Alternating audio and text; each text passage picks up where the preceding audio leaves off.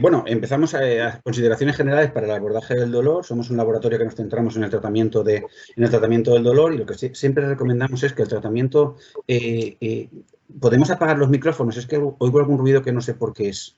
Bueno, que el tratamiento farmacológico sobre todo el tratamiento farmacológico opioide, aunque no son de elección para el tratamiento del dolor neuropático, entendemos que, o recomendamos siempre que sea específico para cada paciente, que se monitorice cada paciente y que los tratamientos a largo plazo con opioides deben de ser estrechamente seguidos, ¿vale? Esto nos hará que todo este tratamiento con este tipo de medicación pues, sea más favorable para el paciente y podamos tener menos efectos secundarios o posibles problemas con los opioides.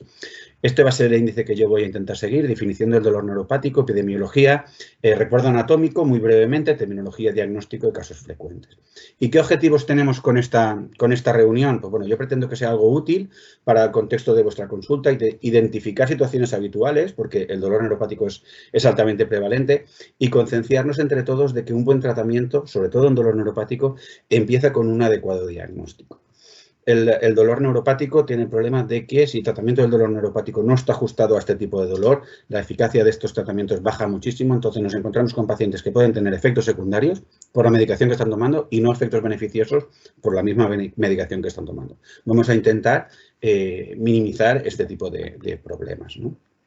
Si definimos el dolor como una experiencia sensorial o emocional desagradable asociada a un daño tisular real o potencial y que puede estar ligada a una respuesta afectiva, motora, vegetativa o incluso de personalidad, esto es el dolor en general, entendemos también que el dolor neuropático sería el dolor iniciado o causado por una lesión primaria o a una disfunción del sistema nervioso.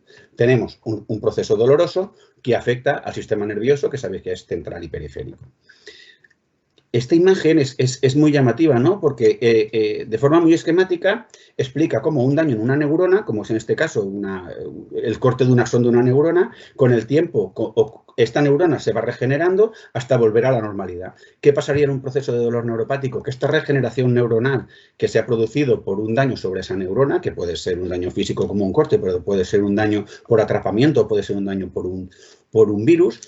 Esta neurona, cuando se regenera de una forma que no es completamente activa o que ha cambiado su función. Es lo que yo voy a intentar explicaros un poco. ¿Por qué es muy importante entender todo este proceso? Pues porque la sensibilización central y la sensibilización periférica, que ya hablamos en la primera sesión, está mediado por el proceso de la transmisión del dolor. Con lo cual, esa hiperactividad de los nociceptores periféricos producen cambios a nivel de la médula, del asta posterior de la médula espinal y a nivel de los órganos superiores, y esto lo que hace es que el paciente tenga un mayor dolor durante mucho más tiempo.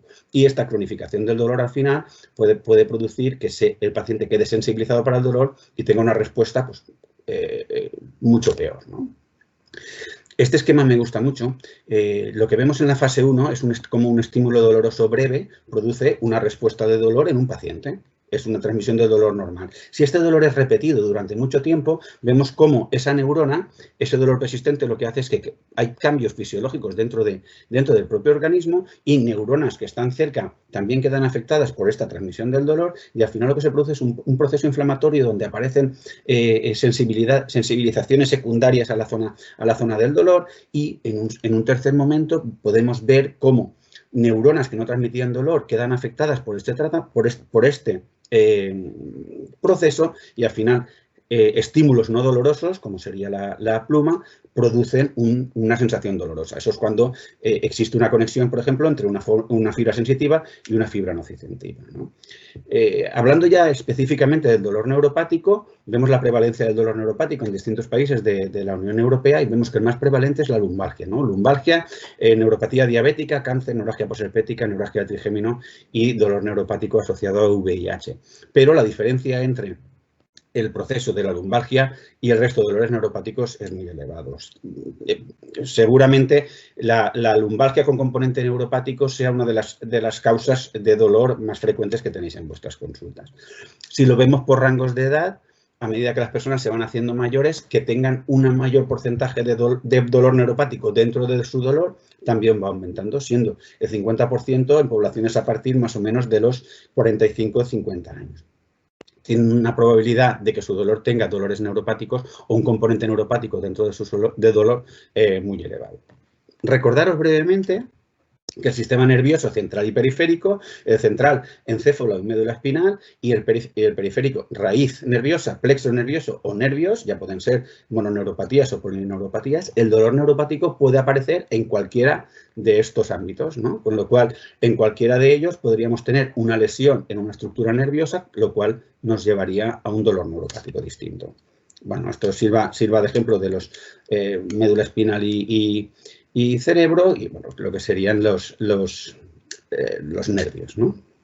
Muy importante en el dolor neuropático, y siempre nos debería hacer pensar en el dolor neuropático y en su diagnóstico, en los dermatomas.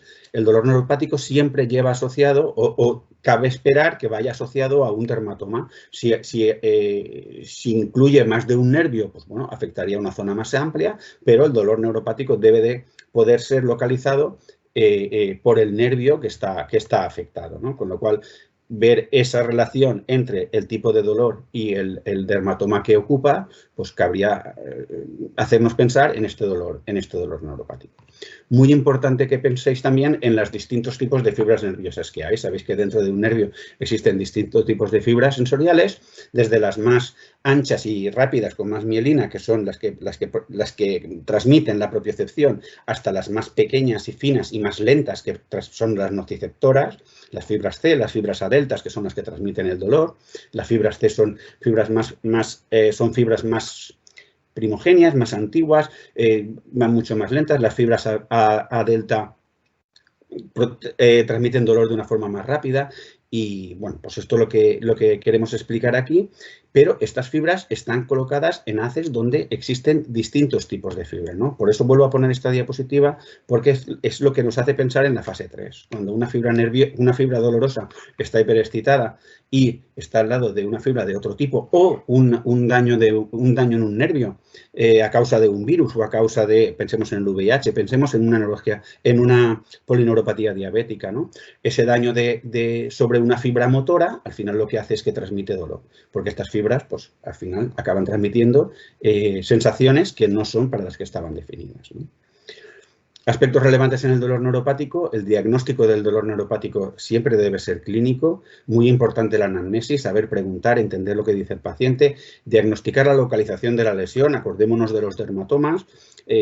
Todos tenemos claro cómo es un herpes zóster y sabemos que un herpes zóster siempre sigue la transmisión de un nervio, ¿no? O cuando un paciente tiene un dolor radicular de una ciatalgia, pues exactamente sabes el nervio que puede tener dañado, ¿no? Y cabe esperar en un dolor neuropático tanto signos positivos como negativos. El paciente puede tener exceso de sensibilidad como pérdida de sensibilidad, y hay que evaluar las dos. Es mucho más llamativo los signos positivos, pero hay que estar muy pendientes con los signos negativos de los pacientes, ¿no? ¿Cómo expresan los pacientes el dolor neuropático? Quemante, punzante, eléctrico. Es un tipo de dolor que el paciente entiende que no es exactamente igual que el dolor de un golpe o que un dolor crónico que pueda tener de una artrosis, ¿no? Y sobre todo porque también hay que tener en cuenta que un dolor nociceptivo, a medida que va pasando el tiempo, es fácil que ese dolor nociceptivo puro, como podría ser un dolor de una artrosis, pues vaya teniendo afectaciones nerviosas por el propio proceso y al final acabe siendo un dolor mixto, ¿no?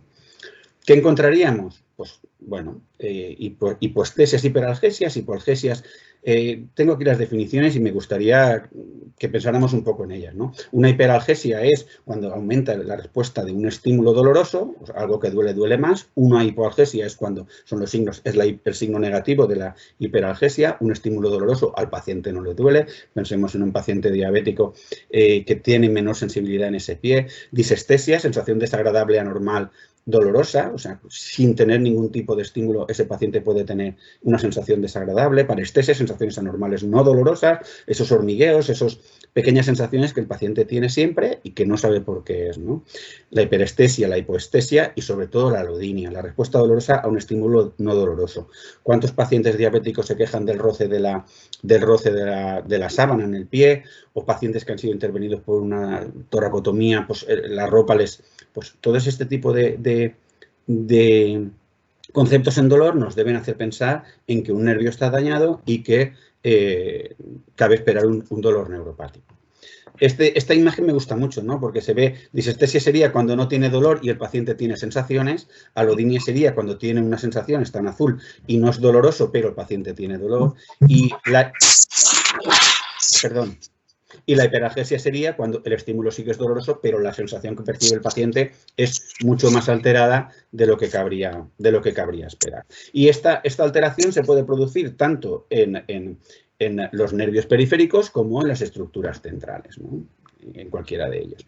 Esta imagen es pues, otra imagen como la que hemos visto antes. En la primera imagen vemos que ante un daño, pueda ser del tipo que sea, un nociceptor transmite dolor, la hiperexcitabilidad o la hiperexcitación de este nociceptor puede hacer que este paciente, esa neurona, quede continuamente excitada y produzca una hiperalgesia. Siempre está excitada esa neurona. Pero si hay una ramificación de una neurona sensitiva a esa neurona nociceptora, un estímulo no doloroso, que sería un roce que tú lo deberías notar, pero no te debería producir dolor, esa comunicación entre ambas neuronas puede producir que esa sensación no dolorosa en un pie llega al cerebro como dolor, porque al final llega al cerebro por una vía que no era la vía original por la que debería haber llegado, ¿no?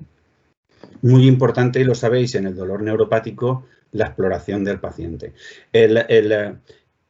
Y esta es la exploración básica que se recomienda. Seguramente el mayor problema que tenéis vosotros a la hora de explorar es el tiempo, seguro. Pero bueno, tener cuatro conceptos básicos, muy importantes siempre en la exploración física del paciente con dolor neuropático, la comparación del miembro contralateral, ¿vale? Porque solo por comparación podéis ver y veis que está el problema que puede tener el paciente. Inspección del órgano, la sensibilidad, sabéis que tenéis los filamentos de Wolfram que podéis mapear el dolor, la zona dolorosa para ajustarnos a la zona de máximo dolor, siempre comparando con una zona no dolorosa. Comparas un paciente con un túnel del carpo en una mano y comparas con la contralateral y puedes ajustar muy bien la zona dolorosa. La palpación, sobre todo para encontrar esos puntos gatillo que el paciente puede tener que te pueden facilitar el diagnóstico y el tratamiento de ese paciente, el balance articular que tiene el paciente que estáis explorando, el tono muscular, tanto para diagnosticar en qué punto está, sabéis que va de grados 0 a 5, los 6 grados, pero sobre todo para ver cómo puede empeorar o no empeorar el desarrollo de la enfermedad de este paciente, ¿no? Los reflejos de los pacientes, muy importante valorar qué reflejo tiene, cómo tienen los reflejos, eso está clarísimo, tanto reflejos osteotendinosos, los reflejos, Lermite y Tinel, sabéis que, bueno, que es muy importante ver qué descargas puede tener el paciente a la hora de hacerle una exploración, porque eso te da que pensar mucho en ese dolor neuropático, y las maniobras de estiramiento radicular que te pueden ajustar muy bien si hay cierta experiencia en dónde puede estar el atrapamiento nervioso de un paciente, ¿no?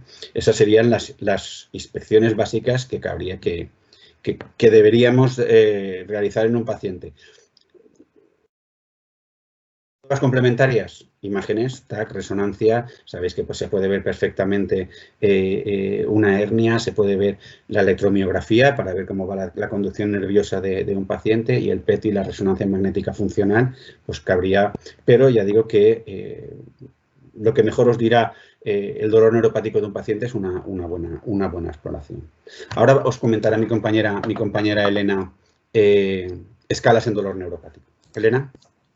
Hola, buenas tardes a todos. Uy, me oigo en eco. ¿Lo pongo yo en mute? Sí, porfa. Vale, genial.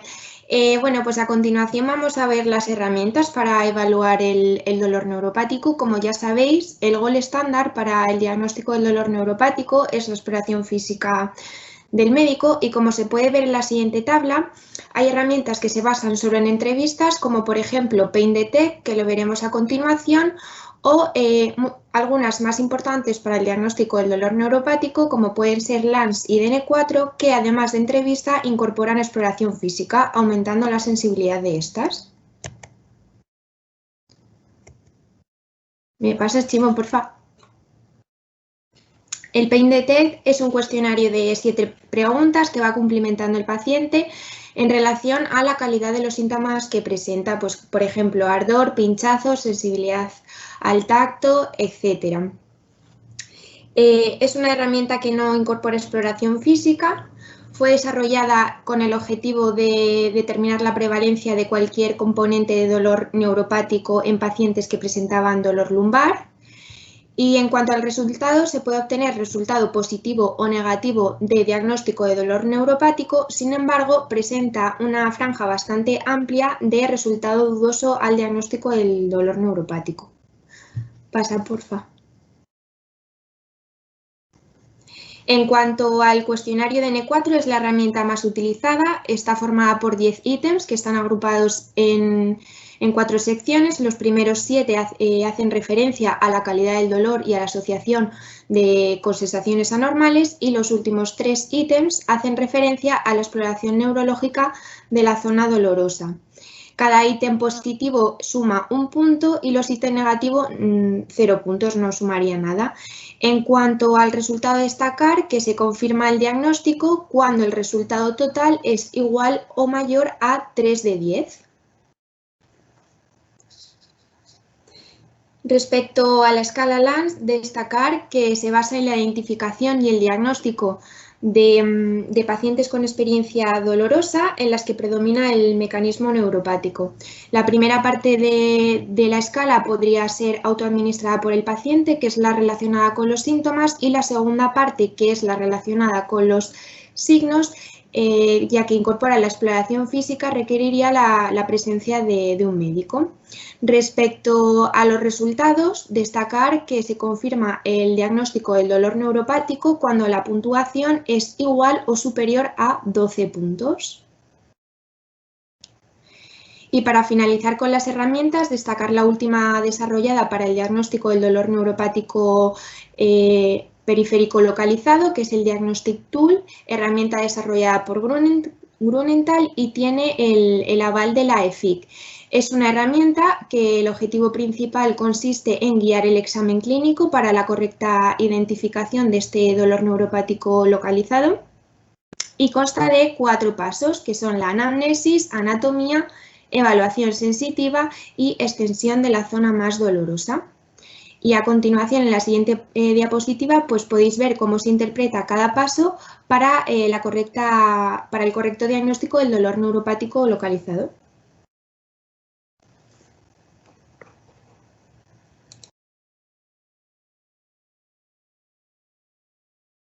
Yo el sonido, perdón, me había quitado el sonido.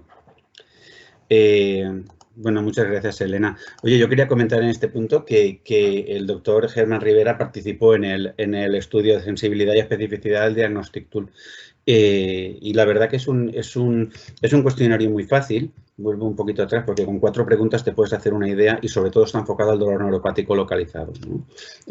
Y es muy simple tener esas 4 ideas en la cabeza para afinar el tema del dolor neuropático.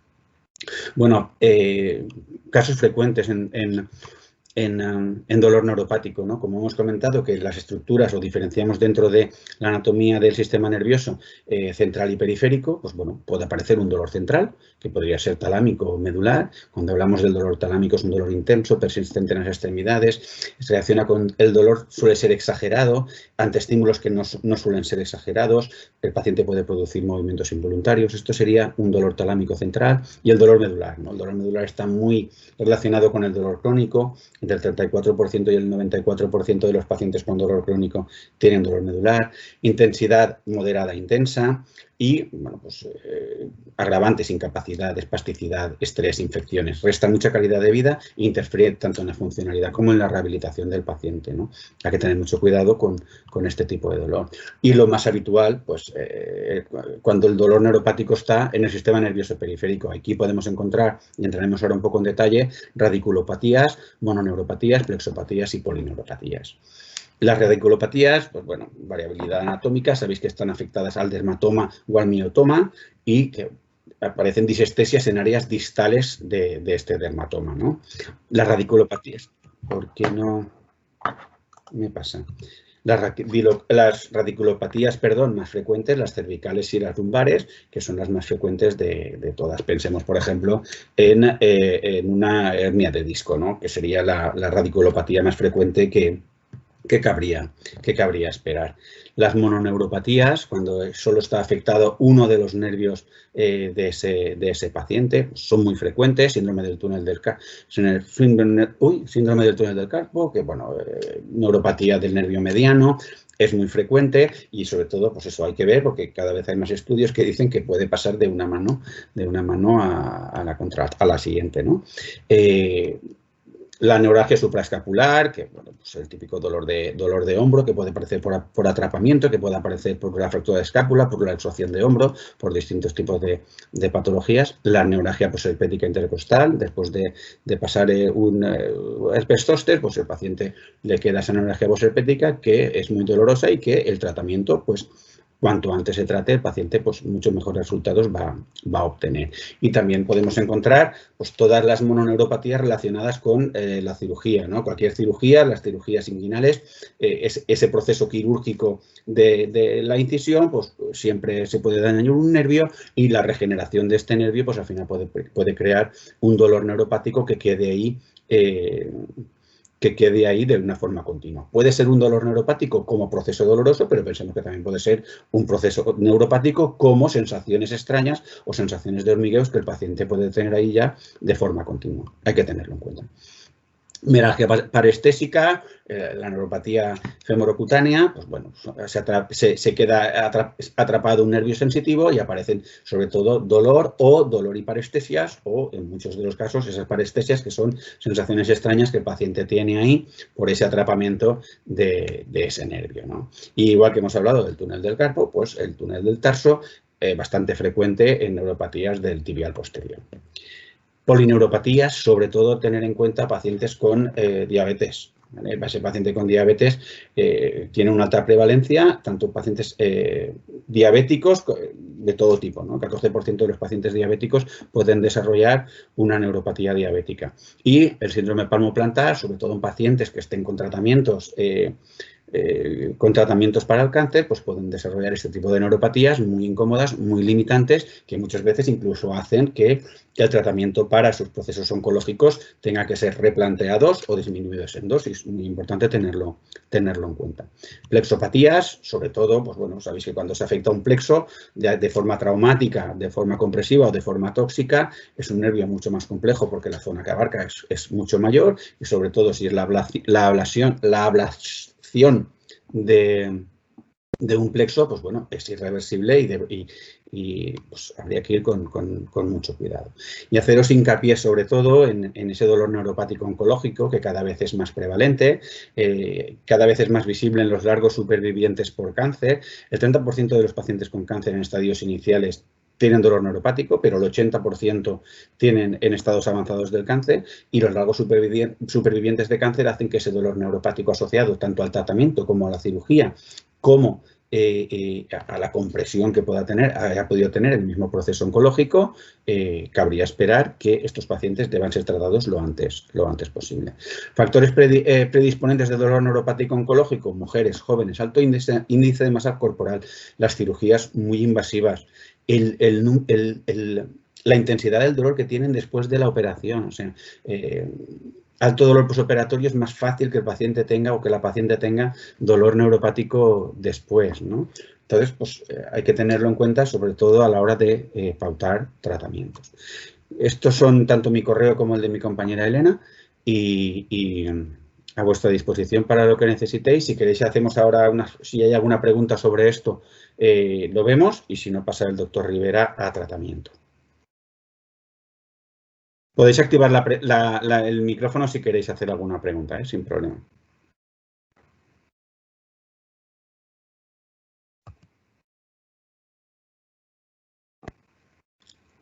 Germán, ¿compartes?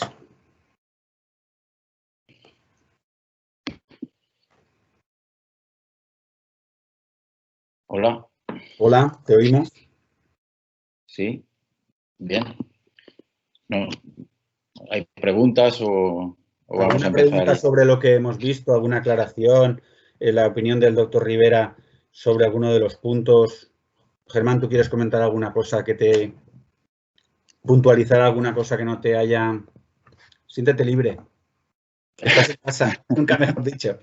Bueno, primero, saludos a todo el mundo, ¿no? Seguro que estoy rodeado de amigos que ahora no veo, solo veo las siglas de nombre y apellidos, ¿no?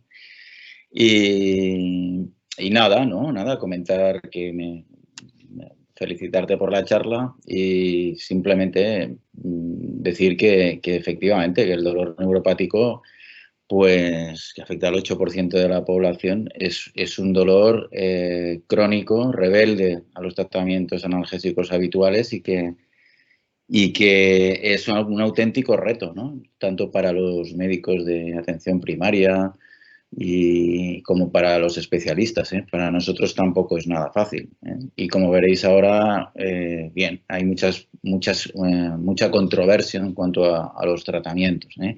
Y la evidencia científica no la acompaña en todo momento.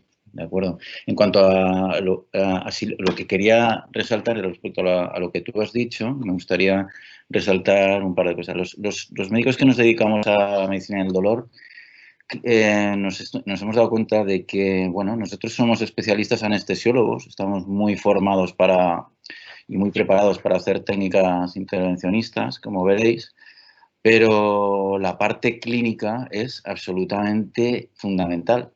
Pero tan importante como saber pinchar bien la técnica más compleja es saber hacer una buena anamnesis del dolor, saber hacer una buena exploración física, saber interpretar bien las exploraciones complementarias para llevar a una orientación diagnóstica correcta, porque si no, ya puedes hacer todas las técnicas intervencionistas que se te ocurran y de la mayor complejidad que pueda existir, que el tratamiento probablemente no va a ser eficaz si no hacemos estos pasos previos.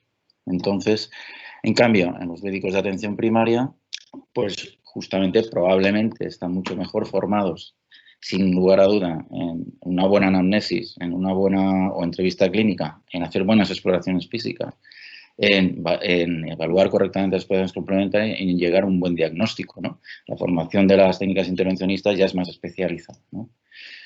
Por lo tanto, el buen médico o peor médico del dolor no solamente tiene que saber hacer técnicas de este tipo, sino que tiene que saber hacer todo lo que dominan muy bien en atención primaria, ¿no? Y la valoración del dolor, con las escalas que ha explicado tu compañera, son también muy importantes en saber, vale, el paciente tiene dolor neuropático, pero hasta qué punto tiene dolor neuropático, hasta qué punto afecta su calidad de vida, y cuál va a ser la estrategia más adecuada para ayudarlo, ¿no? Entonces, cualquiera de las escalas que habéis dicho es correcta o adecuada, pero la tendencia es a la simplicidad por la falta de tiempo muchas veces, pero también porque necesitamos en poco tiempo mucha información. Y, por ejemplo, de los cuestionarios que habéis hablado, nosotros los que más utilizamos son el DN4 por su simplicidad y cantidad de información que aporta, y el screening tool, ¿no? Cuando hay un dolor neuropático periférico. ¿De acuerdo? Ya está. Me has dicho que haga algún comentario. Gracias. Me he enrollado mucho, pero bueno, al menos sentamos la base para mi charla. Tu presentación. Vale. No sé si hay alguna pregunta, pues si no, empezamos. Bueno. ¿Compartes? Sí.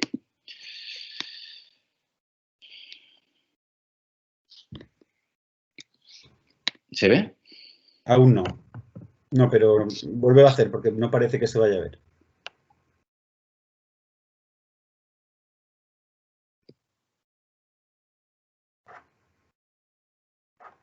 A ver.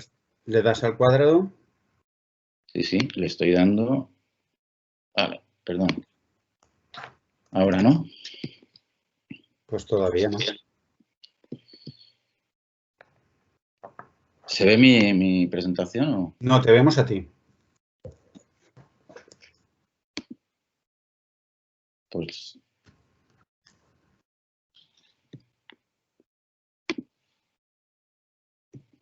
Ahora. Ya la vemos. ¿De acuerdo? ¿Es correcto? Correcto, gracias. Muy bien. Pues nada, antes de empezar, bueno, quería agradecer a a Grunenthal y su maravilloso equipo, ¿no? Liderado por Chimo Pous y Vicente Puerto, ¿no? Y con un equipo magnífico que tienen, ¿no? Con Paola, con Alejandra, con Jorge, Ventín, etcétera. Y al SWAP, por supuesto, que hayan contado conmigo para esta presentación. Bueno, como no sé si en la presentación se ha dicho, soy el jefe de sección de la unidad del dolor del Hospital Son Espasas. Y bueno, vamos a intentar resumir de una forma intentaré que sea un poco amena. Como veréis, se sale un poco de la estructura habitual, incluso de las charlas que preparo, pero vamos a ver si de esta manera soy capaz de captar un poco la atención del foro, y porque es un tema complejo, en el que hay mucha controversia y en el que podríamos estar hablando no durante los siguientes 30 o 40 minutos, sino durante congresos enteros, que es lo que ocurre en realidad, ¿no? Bien, y como decía, me he planteado la charla haciéndome las preguntas clave que me gustaría que me gustaría desarrollar si a mí me explicaran este tema, ¿no? Es decir, yo las preguntas clave que me haría serían: ¿por qué es tan difícil de tratar el dolor neuropático? ¿Cómo se prescriben los analgésicos para el dolor neuropático? ¿Con qué analgésico tengo que decidirme para empezar a tratar un paciente con dolor neuropático? ¿Qué efectos adversos tienen estos fármacos? Si pueden quitarse fácilmente estos medicamentos. ¿Quién debe ser el primer médico que trate el dolor neuropático? ¿Y qué tratamientos se hacen en las unidades del dolor? De manera que con estas 7 preguntas siento las bases para ir desarrollando mi charla, intentando responder a cada una de estas preguntas, ¿no? ¿Por qué es tan difícil tratar el dolor neuropático? Bueno, tengo que decir que todo esto es cosecha propia, es decir, que independientemente de la bibliografía consultada, guías clínicas, etcétera, he intentado ir un poquito al grano, ¿no?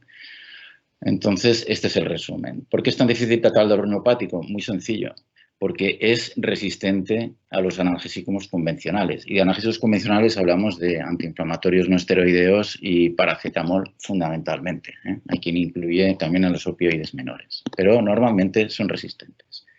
En muchas ocasiones los pacientes inician la automedicación, lógicamente, ellos tienen dolor y lo primero que tienen en casa pues será un ibuprofeno, un paracetamol, lo que sea, pero se dan cuenta de que no es eficaz. ¿Y qué pasa? Que acuden tarde al médico, llevan a veces semanas o meses y piensan finalmente que es un dolor que no tiene solución y finalmente acuden al médico, que es quien finalmente puede diagnosticar el dolor neuropático. La realidad es que sí que existen tratamientos analgésicos, ¿eh? El problema es acertar con el primer analgésico, sino con un segundo o con un tercero, o qué otras posibilidades tenemos. Ahora es lo que vamos a intentar desmembrar, ¿no?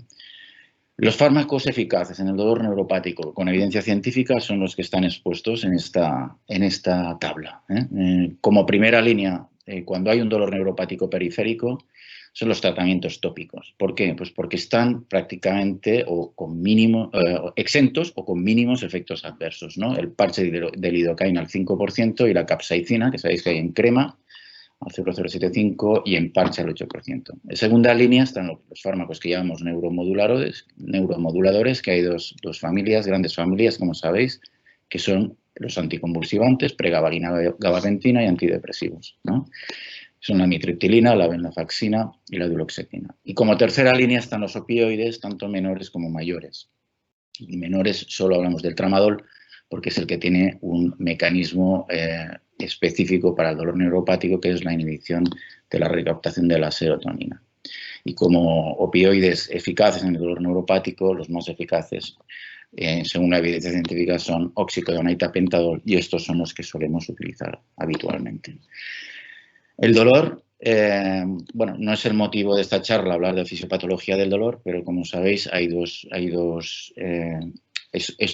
la percepción dolorosa que sufrimos cuando tenemos dolor se basa en un sistema ascendente, que conduce desde el estímulo doloroso periférico, conduce la señal hasta la médula, a través de la médula espinal hasta el cerebro, donde tomamos percepción del dolor, pero también, si todos fueran inputs ascendentes, inputs dolorosos que lleva el cerebro y no fuéramos capaces de modular eso, pues estaríamos permanentemente recibiendo dolores y otras sensaciones que no podríamos controlar, ¿no? Pero existe una vía descendente del dolor que es capaz de modular, inhibir, controlar los estímulos dolorosos que se controlan a través de la serotonina y la noradrenalina. Y ahí es donde actúan los antidepresivos como la amitriptilina, la venlafaxina y la duloxetina, inhibiendo la recaptación de serotonina y de noradrenalina. Y por otro lado, hay otra familia de fármacos para el dolor neuropático, que son los anticonvulsivantes, que son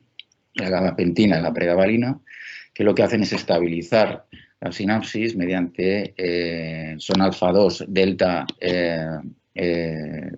ligantes que bloquean los canales del calcio voltaje dependientes. Y por otro lado, en el sistema ascendente, que no le he comentado, actúan los opioides, uniéndose a los receptores opioides que tenemos, como sabéis, en todo el sistema, que tenemos todo un sistema opioide endógeno, y frena, al unirse los opioides a los receptores, frenan la señal que conduce el sistema nervioso hasta el cerebro. Sin embargo, a pesar de que estos son los fármacos eficaces y que sabemos que son eficaces porque tienen cierta evidencia para el dolor neuropático, el alivio del dolor lo conseguimos en aproximadamente un 30-40% de los pacientes. Además, hay que pensar que estos fármacos no están exentos de efectos secundarios e incluso de interacciones farmacológicas, no solo entre sí, sino también con otros fármacos que pueden estar tomando los pacientes. ¿Cómo se prescriben estos fármacos? Estos fármacos se prescriben de la siguiente manera. Siguen la ley del todo o nada. Imaginemos que empezamos con una pregabalina o con una gabapentina y bueno, empezamos a dosis bajas y vamos escalando, como ahora veremos qué es lo que se tiene que hacer, ¿no? Llega un momento que el paciente, a lo mejor a dosis bajas, no nota ninguna mejoría, va escalando las dosis conforme pasan los días. Nosotros normalmente hacemos una pauta ascendente cada 5 días y de repente, tomando una determinada dosis, el dolor se controla. Es decir, bueno, lo que acabo de decir, dosis bajas inicialmente y escalando lentamente. Insisto, nosotros lo hacemos cada 5 días. Aparece de forma brusca. ¿Y qué ocurre? Bueno, pues una vez se alcanza ese tratamiento que hemos tenido la suerte que con una pregabalina o una gabapentina se ha mostrado eficaz a determinadas dosis, hay que mantenerla durante un tiempo. ¿Cuánto tiempo? Nadie lo sabe. Pero lo que sí está claro es que hay que mantenerlo durante un periodo de tiempo relativamente largo. Por lo menos, yo diría, en base a una experiencia clínica, no en base a nada más, que por lo menos 1, 2, 3 meses. Es variable, pero la idea es dormir el dolor neuropático. Esto es lo que les intento explicar a veces a los pacientes, ¿no? para que lo entiendan. Y de esta farmacopea que he explicado, ¿por qué fármaco analgésico tenemos que comenzar? Pues, bueno, es que, como sabéis, todos los fármacos, en especial los analgésicos, están, bueno, ojalá tuviéramos los médicos la varita mágica para elegir el fármaco más adecuado a la primera en determinado perfil de paciente, ¿no? Veis, todos estos son los factores que pueden influir en la respuesta analgésica o en la respuesta farmacológica y vamos a tener que tenerlas en cuenta todas, ¿no? La función de los órganos, el estado nutricional, los cambios fisiológicos y farmacocinéticos y dinámicos que se dan con la edad, las comorbilidades, qué otras medicaciones toma, total.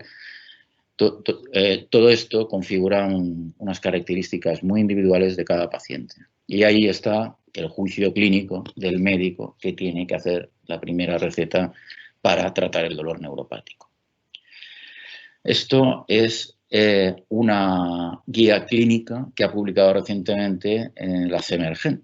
Es decir, esto lo ha publicado Alcántara y Montero y se ajusta muchísimo a las guías clínicas nacionales e internacionales que hay sobre el dolor neuropático. Por eso he puesto esta, porque es que Al final me ha gustado, porque es muy esquemática, ahora os la explico, pero es que además es, en definitiva, lo que dicen todas las guías clínicas, de una o de otra manera y con pequeños matices, ¿no? Entonces, hay que empezar con un fármaco. ¿Cuál? Hay dos opciones. Si elegimos una vía oral, hemos de empezar por un antiepiléptico, que es la gabapentina o la pregabalina, o bien por un antidepresivo tricíclico. Perdón, o un antidepresivo, puede ser tricíclico o dual. Nosotros hoy en día utilizamos muchísimo la duloxetina, más que los otros, os lo digo, luego discutiremos por qué, ¿no? Pero cuidado con los ancianos, cardiópatas, hipertrofia de próstata, glaucoma, etcétera, porque es verdad que tiene sus interacciones, sus contraindicaciones. En cambio, si es un dolor, en la parte de la derecha de la diapositiva, es un dolor neuropático periférico localizado, entonces es conveniente en todos los casos empezar con un tratamiento tópico. ¿Por qué? Pues porque los efectos adversos son mínimos o inexistentes, como en el caso prácticamente del parche de lidocaína, que sabéis que la única indicación aprobada en nuestro país es para la neuralgia postherpética, o bien el parche de capsaicina al 8%, que es de uso hospitalario, aunque también se puede utilizar perfectamente en los centros de atención primaria. Si, por ejemplo, empezamos con un antiepiléptico o empezamos con un antidepresivo, es ineficaz o mal tolerado, se puede cambiar el antidepresivo por el antiepiléptico o el antiepiléptico por el antidepresivo. Si existe una respuesta parcial, es decir, un alivio del dolor menos del 30%, se puede plantear perfectamente asociar, por ejemplo, un antidepresivo y un anticonvulsivante, una duloxetina y una pregabalina, por ejemplo.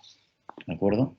Siempre empezando con dosis bajas y escalando, como decía anteriormente.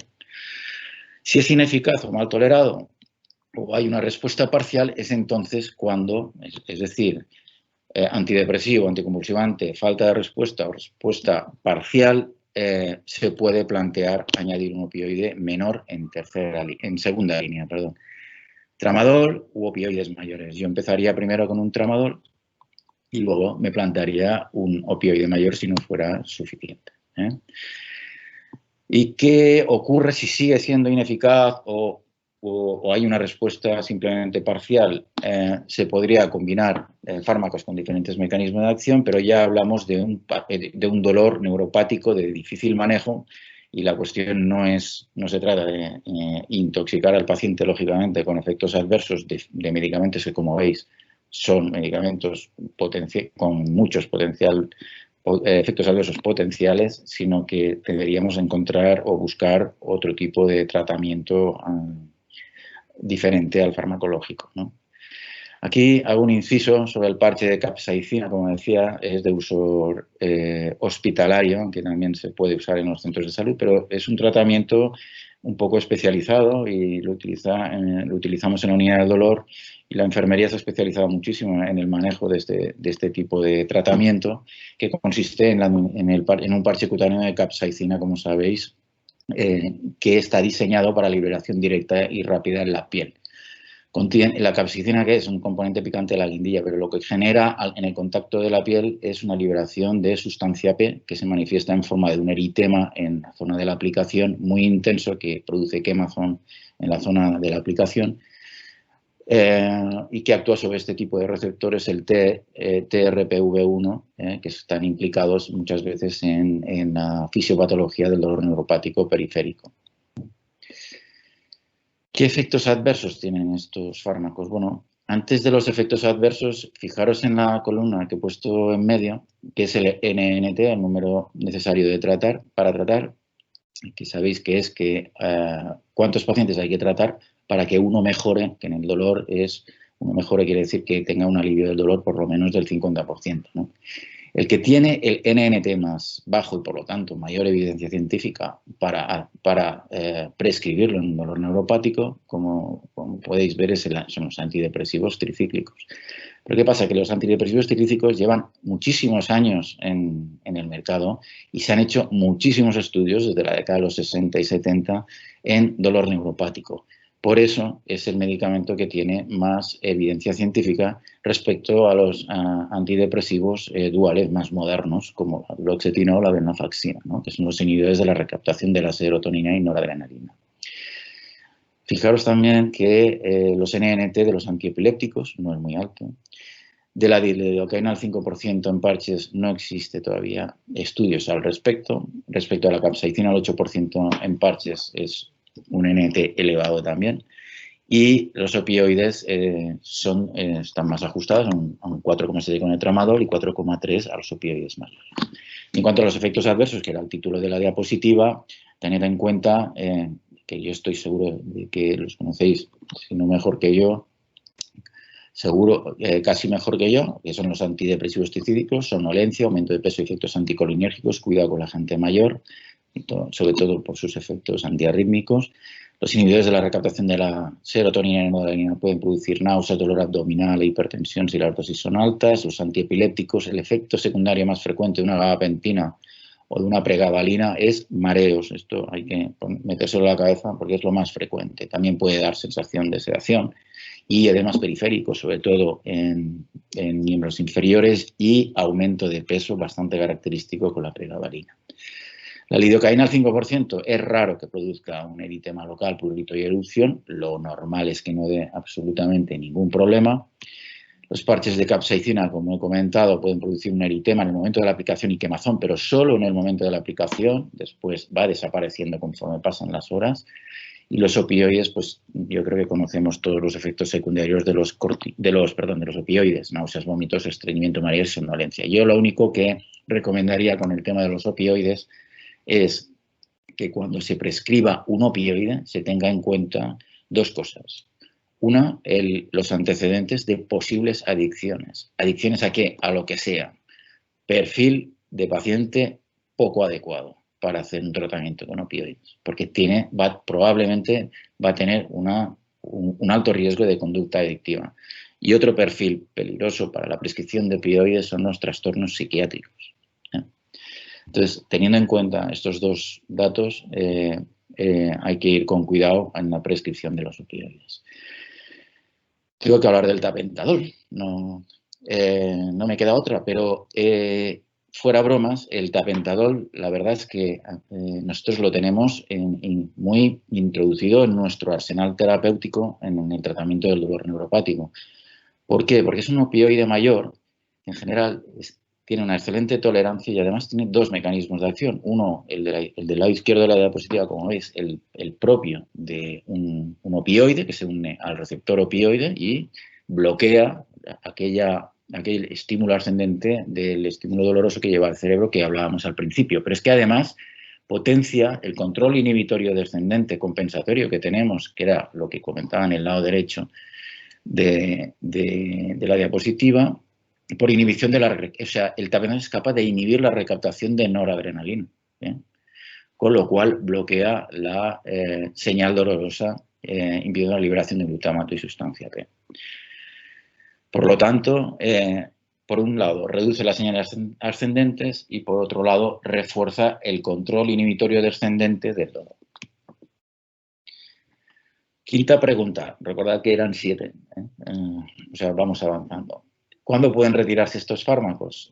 Bueno, lo que habíamos hablado, ¿no? Hay que mantenerlo durante un periodo de tiempo relativamente largo.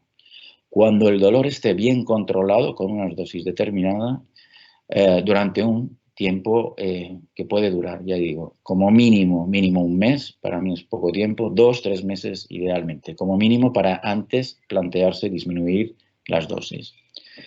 Se deben retirar lentamente con una pauta clara hasta la suspensión. Lo de la pauta clara quiere decir que escrita, que el paciente lo entienda, que ya sé que a veces es complicado, pero hay que insistir mucho en ello, porque si la pauta no es clara, lo que ocurre es que, y con controles periódicos estrechos, lo que puede ocurrir es que si no entienden la pauta y la hacen demasiado rápida o se hace demasiado rápidamente, reaparece el dolor y además lo hace con mayor intensidad. Entonces, Insisto, el concepto este que yo le transmito a los pacientes, yo creo que vale la pena retenerlo, y es decirles, vamos a intentar dormir su dolor neuropático durante un periodo de tiempo largo y luego ya nos plantearemos disminuir progresivamente las dosis del medicamento que le está controlando a usted el dolor. ¿Y quién debe tratar el dolor neuropático? Bueno, pues el dolor neuropático lo tiene que tratar el primer médico que detecta que este paciente tiene dolor neuropático. Por lo tanto, aquí no estamos hablando ni de especialidades, ni ámbitos, etcétera. Lo puede hacer el médico de atención primaria, el médico de urgencias o un especialista. Lógicamente, ¿no? Probablemente sea de perogrullo lo que digo, pero eso es muy importante. Si a pesar de seguir todas las guías clínicas, que ahí está la parte final del algoritmo de las Emergen, no acaba de ir bien, estamos de acuerdo de que habrá que derivarlo a la unidad del dolor. Y ahora veremos lo que hacemos nosotros. Nosotros intentamos especializarnos en los tratamientos más intervencionistas, aunque siempre evaluamos el tratamiento farmacológico que ha llevado al paciente para ver si todavía hay algún margen de actuación, ¿no? Pero quería hacer un inciso. Y esta diapositiva es cosecha propia. Es decir, me volví loco porque,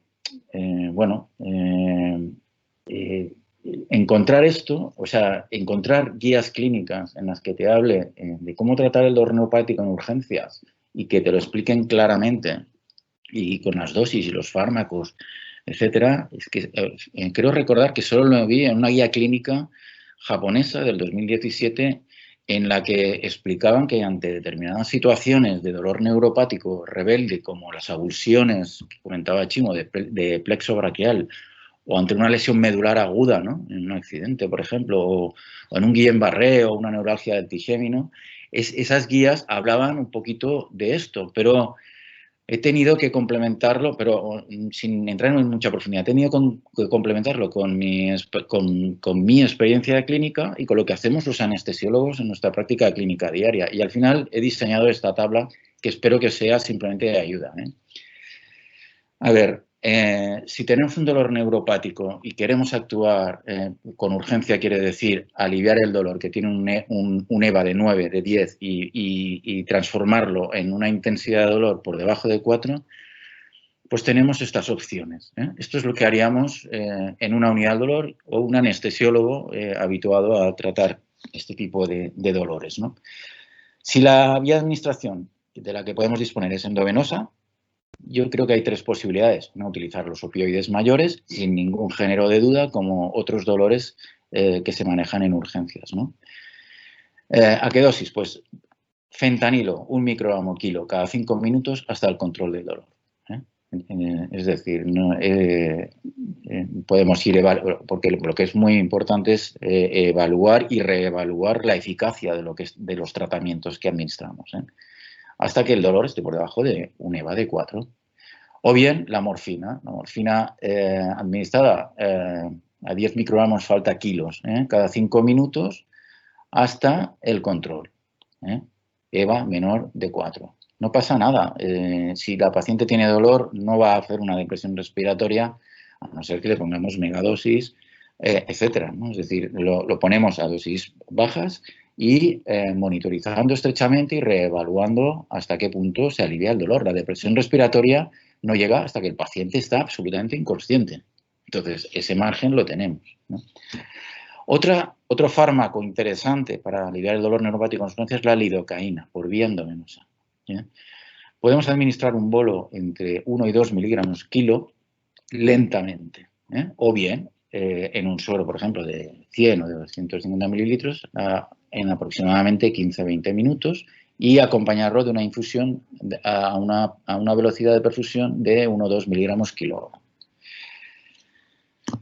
El único temor es la toxicidad, pero claro, la toxicidad es a partir de 4 miligramos kilo, entonces tenemos un margen bastante amplio. Ketamina, fármaco complicado, difícil, tiene un estrecho margen terapéutico y bueno, pero tiene un efecto analgésico con una hipnosis disociativa, que quiere decir que se queda el paciente como en babia, pero respirando espontáneamente y con analgesia, ¿no? Tiene sus secundarismos, como mioplanías, como alucinaciones en gente joven, ¿no? Pero a esas dosis bajas que estoy poniendo ahí no suele generar problemas, ¿eh? A 0,1 0,2 miligramos kilo en bolo lento, más una infusión de 0,1 0,2 miligramos kilo hora. Y por último, os tengo que explicar, a pesar de la controversia que existe hoy en día con los fentanilos de acción inmediata, básicamente en el dolor crónico no oncológico, que es un fármaco que nos puede ayudar. ¿Por qué? Porque el dolor neuropático sabemos que tiene dos características. Una, que tiene tendencia a la cronicidad, y dos, que muchas veces cursa con crisis de dolor irruptivo, ¿eh? O crisis de dolor sobre una base de dolor que tenga el paciente. ¿Me explico? En forma de crisis. Entonces, para tratar un dolor neuropático en urgencias, si no tenemos una vía endovenosa, el tener algún fentanilo inmediata vía intranasal, vía sublingual o vía transmucosa a dosis de 50 o 100 microgramos, podríamos administrar una primera dosis que en 5 minutos está haciendo efecto, por eso lo recomiendo, y esperar 10-15 minutos a ver si acaba de aliviarse esa crisis. Y si no mejora, se podría administrar una segunda dosis a los 20 minutos de la primera. Pero no administraríamos ya una tercera dosis, pero yo creo que es un fármaco que nos podría ayudar en todo esto. Y lógicamente habría que considerar si alguien en un ámbito de urgencias, por ejemplo, tiene conocimiento sobre técnicas locorregionales, que hoy en día lo apoyamos mucho con la ecografía, como veréis ahora, pues mejor que mejor. Estoy hablando, por ejemplo, de una neuralgia intercostal, etcétera. Lógicamente, tú bloqueas los nervios intercostales y el dolor se aliviará seguramente por debajo de un EVA de 4. Bien, en cuanto a los fentanilos, no quiero insistir, pero bueno, simplemente dos consideraciones. En dolor oncológico no hay ningún género de duda, está en ficha técnica, pero existe mucha controversia en el dolor crónico no oncológico y en las unidades del dolor, que hubo una época que, como debéis saber, bueno, prescribimos probablemente más de lo que hubiéramos debido y luego nos hemos dado cuenta de que hemos tenido unos problemas con determinados pacientes, pues son útiles siempre y cuando, como todos los medicamentos, estén bien indicados, ¿no? Yo creo que la gran ventaja de los fentanilos, desde un punto de vista objetivo, es que es el único fármaco que sin administrar por vía endovenosa, que sabemos que tiene la vía endovenosa un tiempo de inicio de acción inmediato porque tiene una biodisponibilidad del 100%, pero es que los fentanilos de acción inmediata es esto, inmediato. En 5 minutos están haciendo efecto y en dolores severos o intensos, pues son muy, muy eficaces, ¿no? Otra historia es tomarlo crónicamente y aumentando las dosis con el tiempo, que genera, como sabéis, bueno, puede generar problemas adictivos, ¿no? O de conductas aberrantes, ¿no? Y ahí llegamos nosotros, las unidades del dolor. Es decir, hemos cumplido todo el algoritmo que hablábamos de tratamiento farmacológico, lo habéis seguido escrupulosamente por aquí, por allí, y además con controles estrechos. No se acaba de controlar el dolor neuropático con uno, con dos o añadiendo un opioide, etcétera, y finalmente decidís enviarlo a la unidad del dolor. Bien, vamos a ver. Claro, allí tenemos una serie de herramientas y de recursos, digamos, ¿no?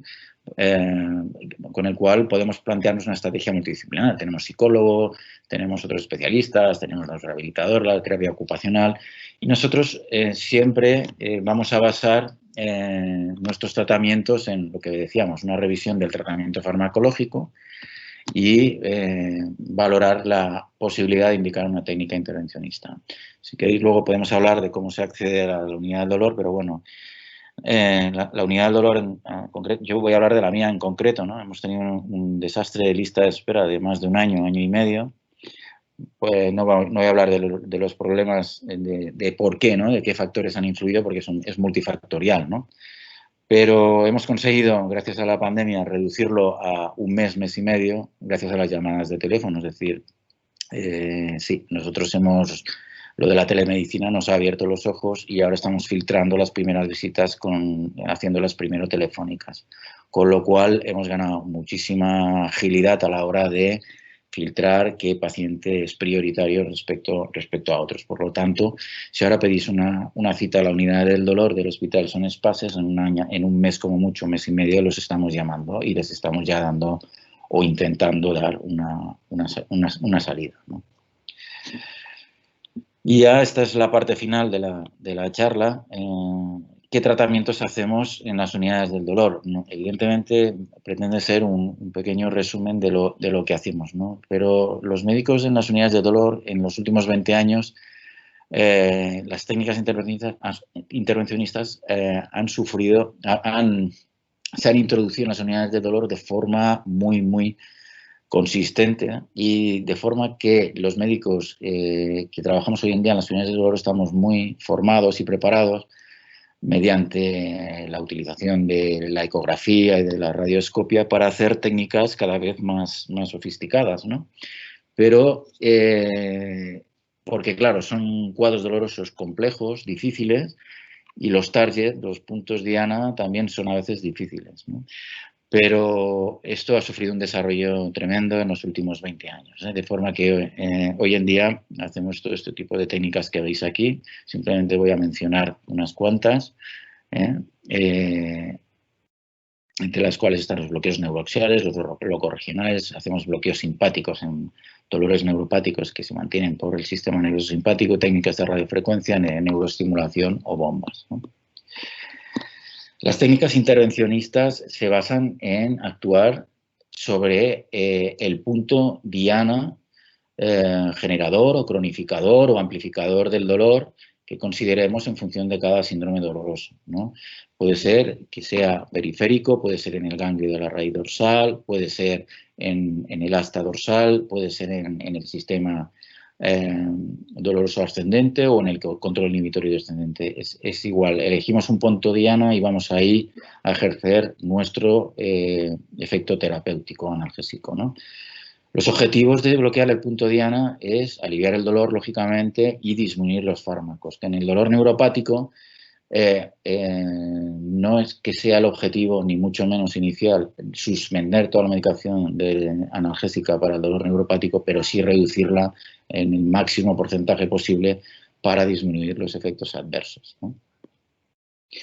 Como decíamos, nos han formado para hacer técnicas hoy en día. Antes se hacían a ciegas o con referencias anatómicas. Hoy en día todo lo hacemos viendo dónde va la punta de la aguja, o bien con técnicas, o bien con radioscopia y contraste, o bien con ecografía, claro, ¿de qué depende? Pues depende de varias cosas, ¿no? De los recursos que tenga el hospital y de la técnica en concreta. Hoy en día las técnicas espinales, ¿no?, que se hacen en el raquis, la forma de ver o gol estándar para esas técnicas es utilizar la radioscopia todavía, ¿no? Y la ecografía es más para partes blandas, ¿no? Como veis, tanto uno como otro tiene unas diferencias significativas, pero la ecografía también ha irrumpido con mucha fuerza en los últimos años por su portabilidad, porque se ven bien los tejidos blandos y el riesgo de irradiación, lógicamente, es nulo, ¿no? ¿Qué hacemos nosotros en los puntos diana? Pues ahí inyectamos o ejercemos nuestro efecto terapéutico, ¿no? Inyectando un corticoide, inyectando toxina botulínica, que tiene un efecto analgésico, agentes neurolíticos, muchas veces en pacientes con dolor oncológico, como ayer, un paciente que hicimos unos esplénicos con fenol, con alcohol, con glicerol. Son sustancias que pues destruyen el tejido nervioso transitoriamente, ¿no? La radiofrecuencia pulsada convencional se reserva para el dolor crónico benigno, aunque en el oncológico se puede utilizar. Lo que genera es una neurólisis física con calor, o la crioanalgesia también se puede hacer, una neurólisis con frío. Ninguno produce una destrucción neurológica irreversible por una sencilla razón, porque el nervio es el único tejido que se regenera con el paso del tiempo. Entonces puede llegar a reaparecer el dolor. Lo que utilizamos muchísimo en las unidades de dolor son las técnicas de radiofrecuencia, porque es una técnica de neurolisis física, no genera daño en estructuras adyacentes, es decir, tiene un margen de seguridad grande y además genera neurólisis en las fibras amielínicas específicamente, que son las que transmiten el dolor, como decía Chimo, las A delta y las C, evitando dañar las A alfa o las A beta, ¿no? Las motoras o las... Germán, hemos perdido la presentación. Molt bé. Estamos viendo... ¿Qué veis? Pues, ¿qué heu de saber sobre el nuevo coronavirus? ¿Cómo? Sí, debes estar compartiendo el escritorio, se ha minimizado la presentación y estamos viendo, pero nada, tranquilo, el IPSalud, profesionales del IPSalud. Vuelve a compartir la presentación.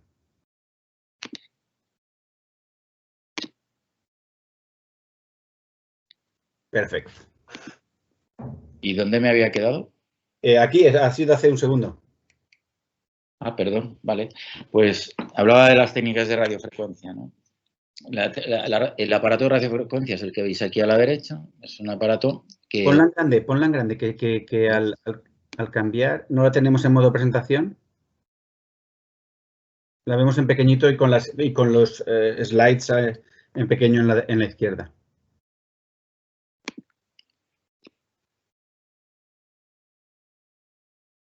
No sé. Tendrás que ir aquí abajo, al modo presentación, aunque está marcado. Es que está en modo presentación. Ah, pues.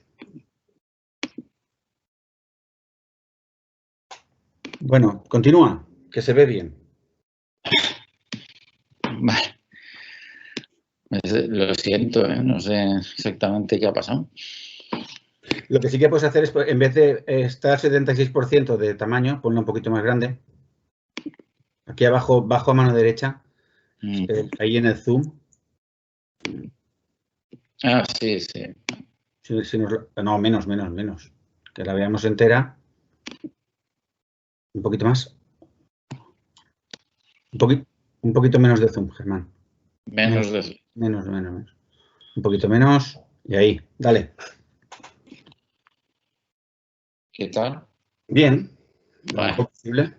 Bueno, pues hablaba de las técnicas de radiofrecuencia, que es una neurólisis física, que consiste en enviar calor al tejido nervioso, que es o punto diana. Por ejemplo, aquí abajo tenéis unos esplácnicos, un cadáver, y le generamos una lesión por calor. Hay dos tipos de calor que podemos enviar a más alta temperatura, que es la radiofrecuencia convencional o térmica, hasta 82 grados, o la pulsada, que es un tipo de corriente a pulsos que, insisto, es selectiva de las fibras amielínicas transmisoras del dolor, ¿no? Por ejemplo, y este es el ejemplo más significativo, ¿no? O más en las neuralgias del trigémino, nosotros hacemos radiofrecuencias del ganglio de Gasser, ¿no? Mediante una técnica bajo control radioscópico y una sedación profunda del paciente, porque es doloroso cuando haces la lesión por calor, ¿no? Y el punto diana se encuentra en el foramen oval, como sabéis, que es donde se encuentra el ganglio de Gasser, entre la mandíbula y la maxila, mediante una proyección submentoniana de frente con la radioscopia y submentoniana. Hacemos otras técnicas de radiofrecuencia, por ejemplo, una técnica muy frecuente, como veis en la radiografía de la izquierda, es si hay una radiculalgia, en este caso de L4 izquierda, somos capaces de ir al ganglio dorsal donde nace ese nervio raquídeo y vamos al ganglio dorsal que está en la raíz de ese nervio, porque es donde se cronifica y se amplifica el dolor radicular. Y le administramos una lesión por calor al ganglio de la raíz dorsal, que también tiene un efecto antiinflamatorio y es capaz de aliviar el dolor radicular. Y en la y luego tenemos otras técnicas más complejas, como por ejemplo la que veis a la derecha, que ya es el ganglio esfenopalatino, que es una técnica más compleja que está en el centro del cráneo para el tratamiento de las cefaleas, las cluster headache o cefaleas tensionales. Estamos acabando, hay otro tratamiento que está muy en boga en las unidades del dolor y por el que yo lucho especialmente, porque es espectacular cuando va bien, que son las técnicas de neuroestimulación. La neuroestimulación no es una técnica que haya nacido ahora, ya tiene 50 años de historia, pero ha sufrido una evolución continua en cuanto a tecnología y hoy en día hay unas posibilidades tecnológicas, nos ofrecen unas posibilidades tecnológicas brutales para intentar aliviar el dolor de muchos tipos de dolor neuropático, ¿no? ¿Qué ventajas tiene? Que es reversible, es decir, se hace una fase de prueba, si no se retira, si va bien se pone generador, es de bajo riesgo y específico. Y se basa simplemente en transmitir una corriente eléctrica con una determinada frecuencia, una determinada intensidad, una determinada anchura de pulso, desde un cátodo, como sabéis, la corriente fluye hasta el ánodo, y esa corriente desde un ion negativo a un positivo es capaz de ejercer un efecto analgésico. El paciente nota una parestesia, vamos aumentando la intensidad de la parestesia hasta que empieza esa parestesia, aumenta de intensidad hasta que llega a ser molesta, ¿no? Entre esos dos puntos, esa corriente es terapéutica, tiene un efecto analgésico. Y esa corriente la podemos variar de características mediante lo que os decía, variando la frecuencia de pulso, variando la anchura de pulso, la amplitud, la intensidad, etc. En realidad ya hay tratamientos que estoy seguro que conocéis de neuroestimulación en el mercado de muchos tipos, ¿no? Pero, por ejemplo, el TENS, la electroestimulación transcutánea, la conocemos todos, se basa en este principio. También tenemos otro tipo de neuroestimulación más compleja a nivel cerebral, ¿no? Como la estimulación de la corteza magnética. Hay la estimulación magnética transcraneal, que creo que aquí en la isla solo la tiene un centro privado, me parece que en Manacor. El DBS, que es la estimulación talámica, y la estimulación de nervios periféricos. La que más usamos nosotros es la estimulación de cordones posteriores o epidural en las unidades del dolor. Germán, disculpa, estamos viendo la diapositiva de radiofrecuencia del ganglio. Tal vez deberías poner el cursor encima de la diapositiva para poder ir pasándola. Se sigue perfectamente la sesión, pero ¿en qué diapositiva estás? Nosotros vemos la radiofrecuencia del ganglio. Gasser, las 3 imágenes. Bueno, pues he pasado hace rato, ¿no? Sí, claro, pero yo no sabía si estabas hablando sobre esta y cuando ya digo que no tiene nada que ver. ¿Y ha pasado ahora? No.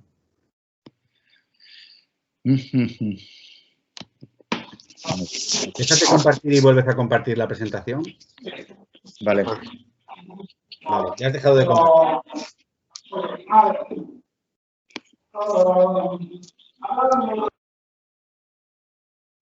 Y ahora cuando puedas la vuelves a compartir. Perfecto.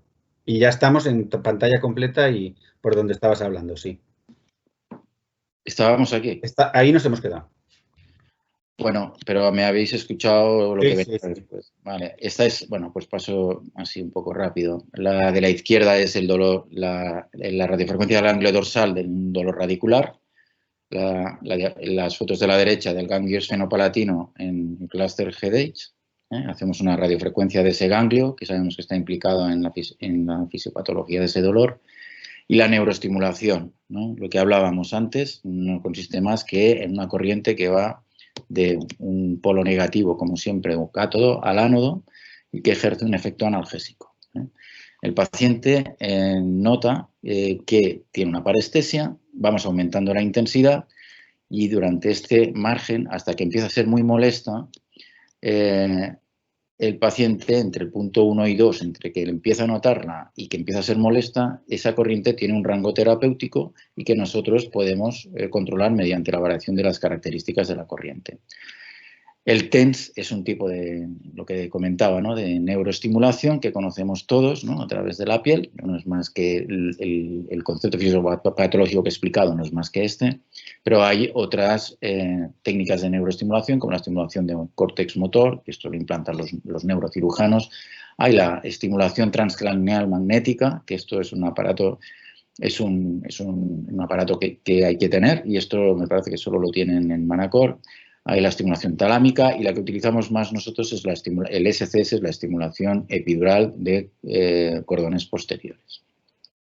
¿Qué es esto, ¿no? Y tiene una evidencia 1A en el síndrome de raquis postquirúrgico, que eso quiere decir en pacientes que se han sometido a cirugías de columna lumbar repetidas, 2, 3, he llegado a ver el que más, 14, y que les quedan dolores lumbares y radiculares tremendos debido a fibrosis, etc.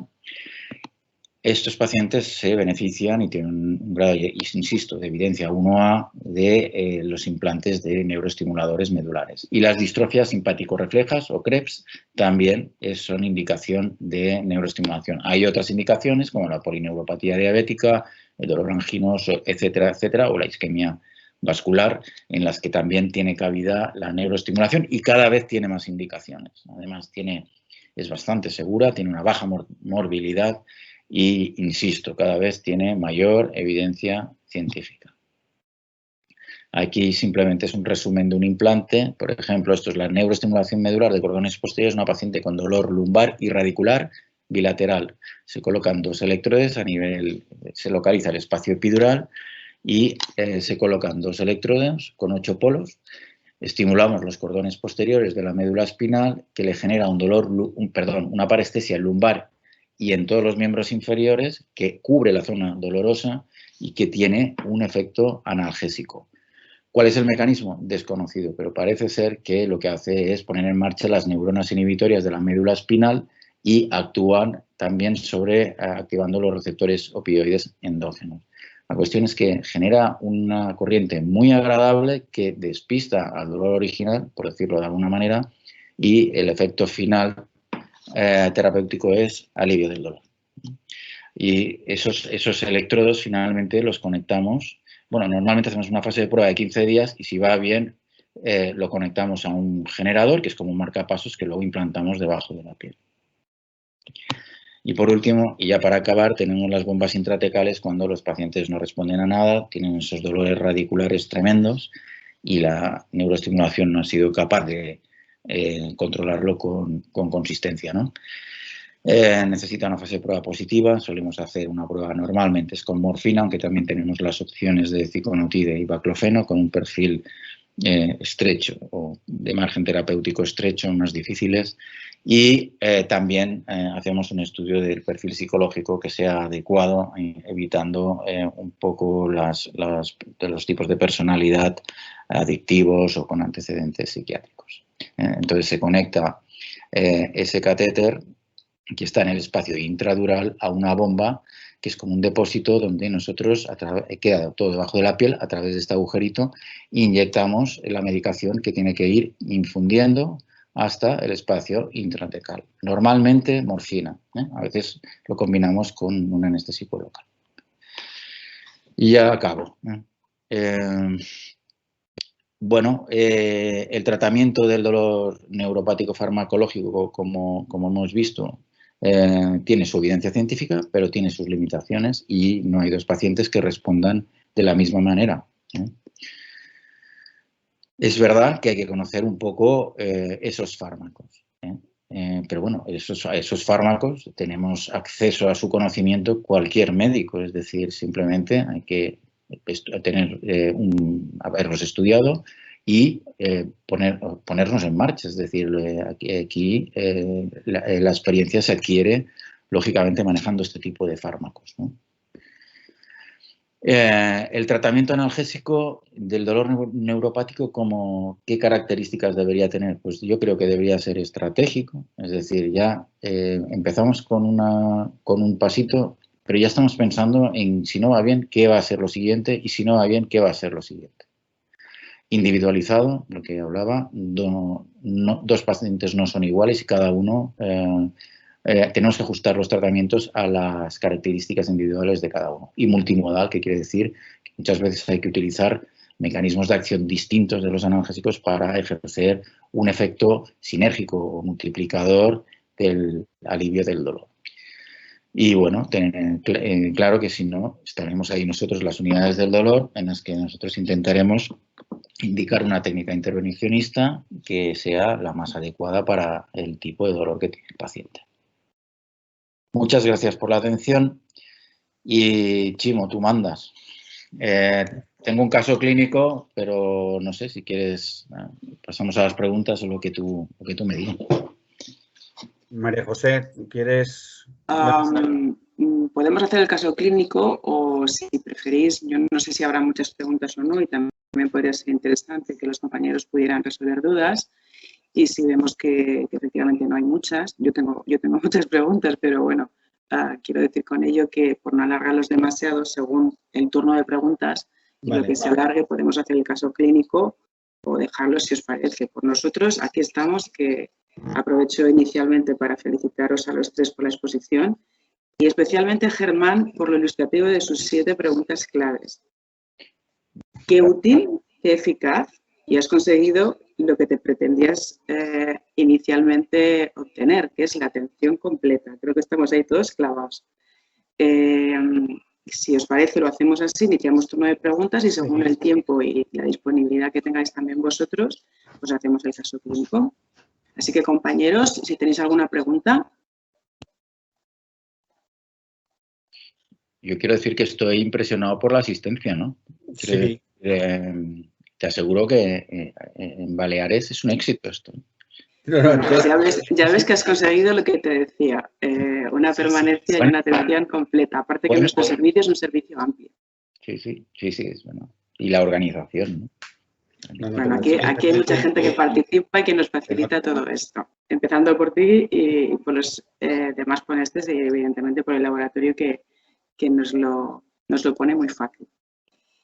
¿Alguna pregunta, compañeros? Bueno, si os parece, yo hago alguna cosita en el inicio de este turno de preguntas. Quizá es ampliar un poquito, sobre todo para que para nosotros sea, desde el punto de vista del tratamiento, más práctico. Tú nos has dicho que hay inicialmente 2 grupos fundamentales a elegir, que son los de antidepresivos y anticonvulsivantes. Supongo que la eficacia es similar. Sí. Estaría solo el elegir uno u otro en función del perfil del paciente y de las contraindicaciones que puedan tener algunos de ellos, por ejemplo, antidepresivos en pacientes mayores con cardiopatías, etcétera, etcétera. Los tricíclicos hablo. Y utilizar más los IRS porque tienen menos efectos sobre ese tipo de pacientes o no solo los anticonvulsivantes. A mí me gustaría que nos dijeras si, como has dicho, el que trata es el médico que diagnostica primero, que podríamos ser nosotros. En cuanto a esos 2 grupos de fármacos importantes, ¿cuáles serían las dosis iniciales más aconsejables? Muy bien. ¿Cómo sería la titulación y cada cuánto? Vale, muy bien. Una buena pregunta. A ver, pues voy a hablar de cada uno de ellos, ¿vale? Bien, mira, la pregabalina, ¿no? La pregabalina, hasta hace poco había una casa comercial que tenía solamente, bueno, la presentación de dosificación más baja era 75 y ahí teníamos muchísimos problemas para introducir ese medicamento, ¿no? Porque hay muchos pacientes que esas dosis no las toleran. Entonces, ahora han salido presentaciones más bajitas, de 25, como sabéis. Entonces, yo, en función de las características individuales de aquel paciente, es decir, a una persona joven, sana, etcétera, a lo mejor empezaría por 75, ¿no? Pero es que incluso un poco menos no pasa nada, con 50, ¿no? Pero a una persona mayor empezaría con 25, ¿no? Un señor o una señora anciana que quiero empezar con una pregabalina. Entonces, normalmente la pauta sería tanto de la pregabalina como de la gabapentina, ¿no? A la dosis más baja que elijáis, empezar con 1 por la noche y cada 5 días ir subiendo. Yo lo que hago es, empiezo con 1 por la noche, por ejemplo, pregabalina 50 miligramos, 1 por la noche, 5 días, Si va bien, aumento a 1 por la mañana y 1 por la noche, espero 5 días más y si no hay ningún efecto secundario, 1 por la mañana y 2 por la noche. Lo que he dicho de la pregabalina de 50 puede ser con la de 25 o con la de 75, lógicamente. Con la gabapentina hago un poco lo mismo, es decir, empezamos, por ejemplo, con gabapentina de 300, 1 por la mañana y ya como es cada 8 horas la gabapentina, es un poco más incómodo de titular, ¿no? Pero 1 por la mañana y 1 por la noche, espero 5 días y voy subiendo, 1, 1, 1, 1, 1, 2, 2, 1, 2.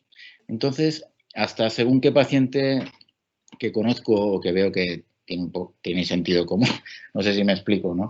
Que es capaz de entender bien las pautas, le pido que elija en qué punto se queda, porque como os explicaba, funciona con la ley del todo o nada. Es que es posible que él, escalando las dosis, si tú le pones una pauta de escalada clara, de repente se le controle el dolor con pregabalina, por ejemplo, 50, 102 y no hace falta que siga subiendo.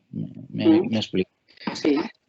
Y con la duloxetina, bueno, dosis máxima pues de pregabalina 600 miligramos día y de gabapentina 2.400 miligramos día, es decir, 803 veces al día.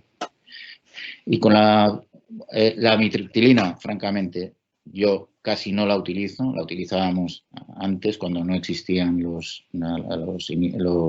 mixtos, ¿no?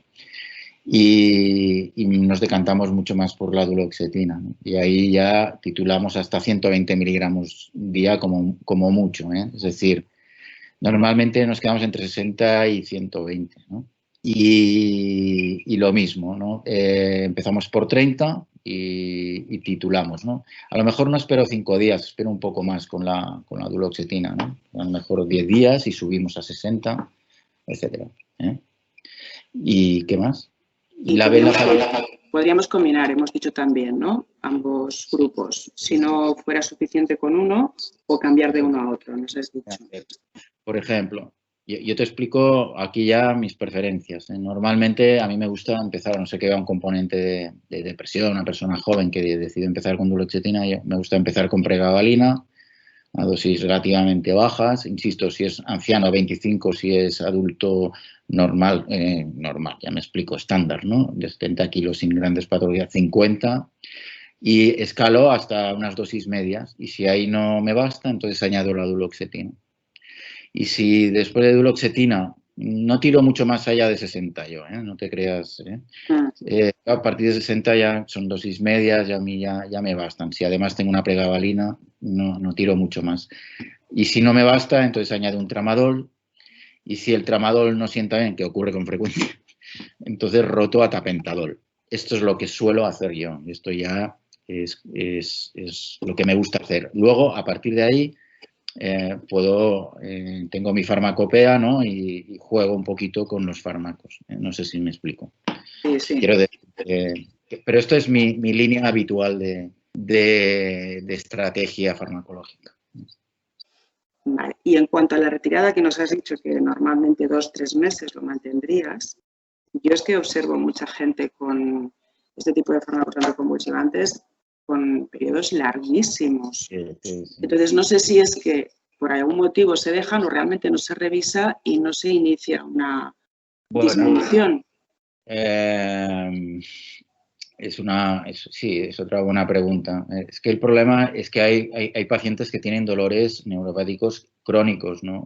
Es decir, y luego hay pacientes que no solo es que tengan dolores neuropáticos crónicos, es que están sensibilizados periférica y centralmente de forma crónica. Y muchas veces, si os fijáis, estos pacientes es probable que tengan un cuadro de dolores generalizados, fatigas, un perfil que llamábamos antiguamente, porque yo ya no me gusta llamarlo así, fibromiálgico, ¿no?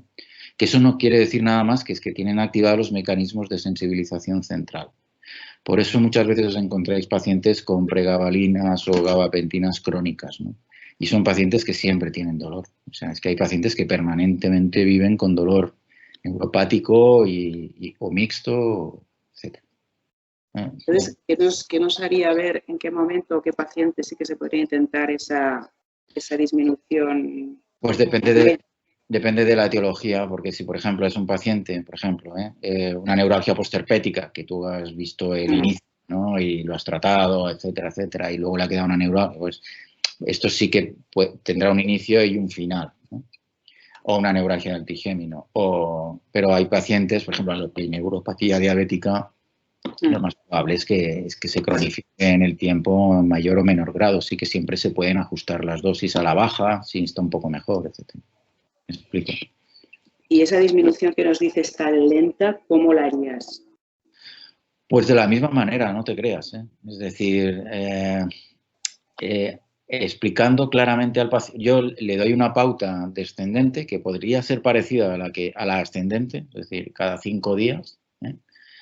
Pero también le digo al paciente que si no acaba de verlo claro, que aguante unos días más, que no pasa nada. Es decir, el descenso se podría quedar, yo qué sé, si está a una pregabalina de 50, 1 por la mañana y 2 por la noche, y esto está controlador, le digo, bueno, pues ahora baje a 1, 1 y espere 5 días. Si la cosa va bien, puede bajar a 0, 0, 1 y espere 5 días más.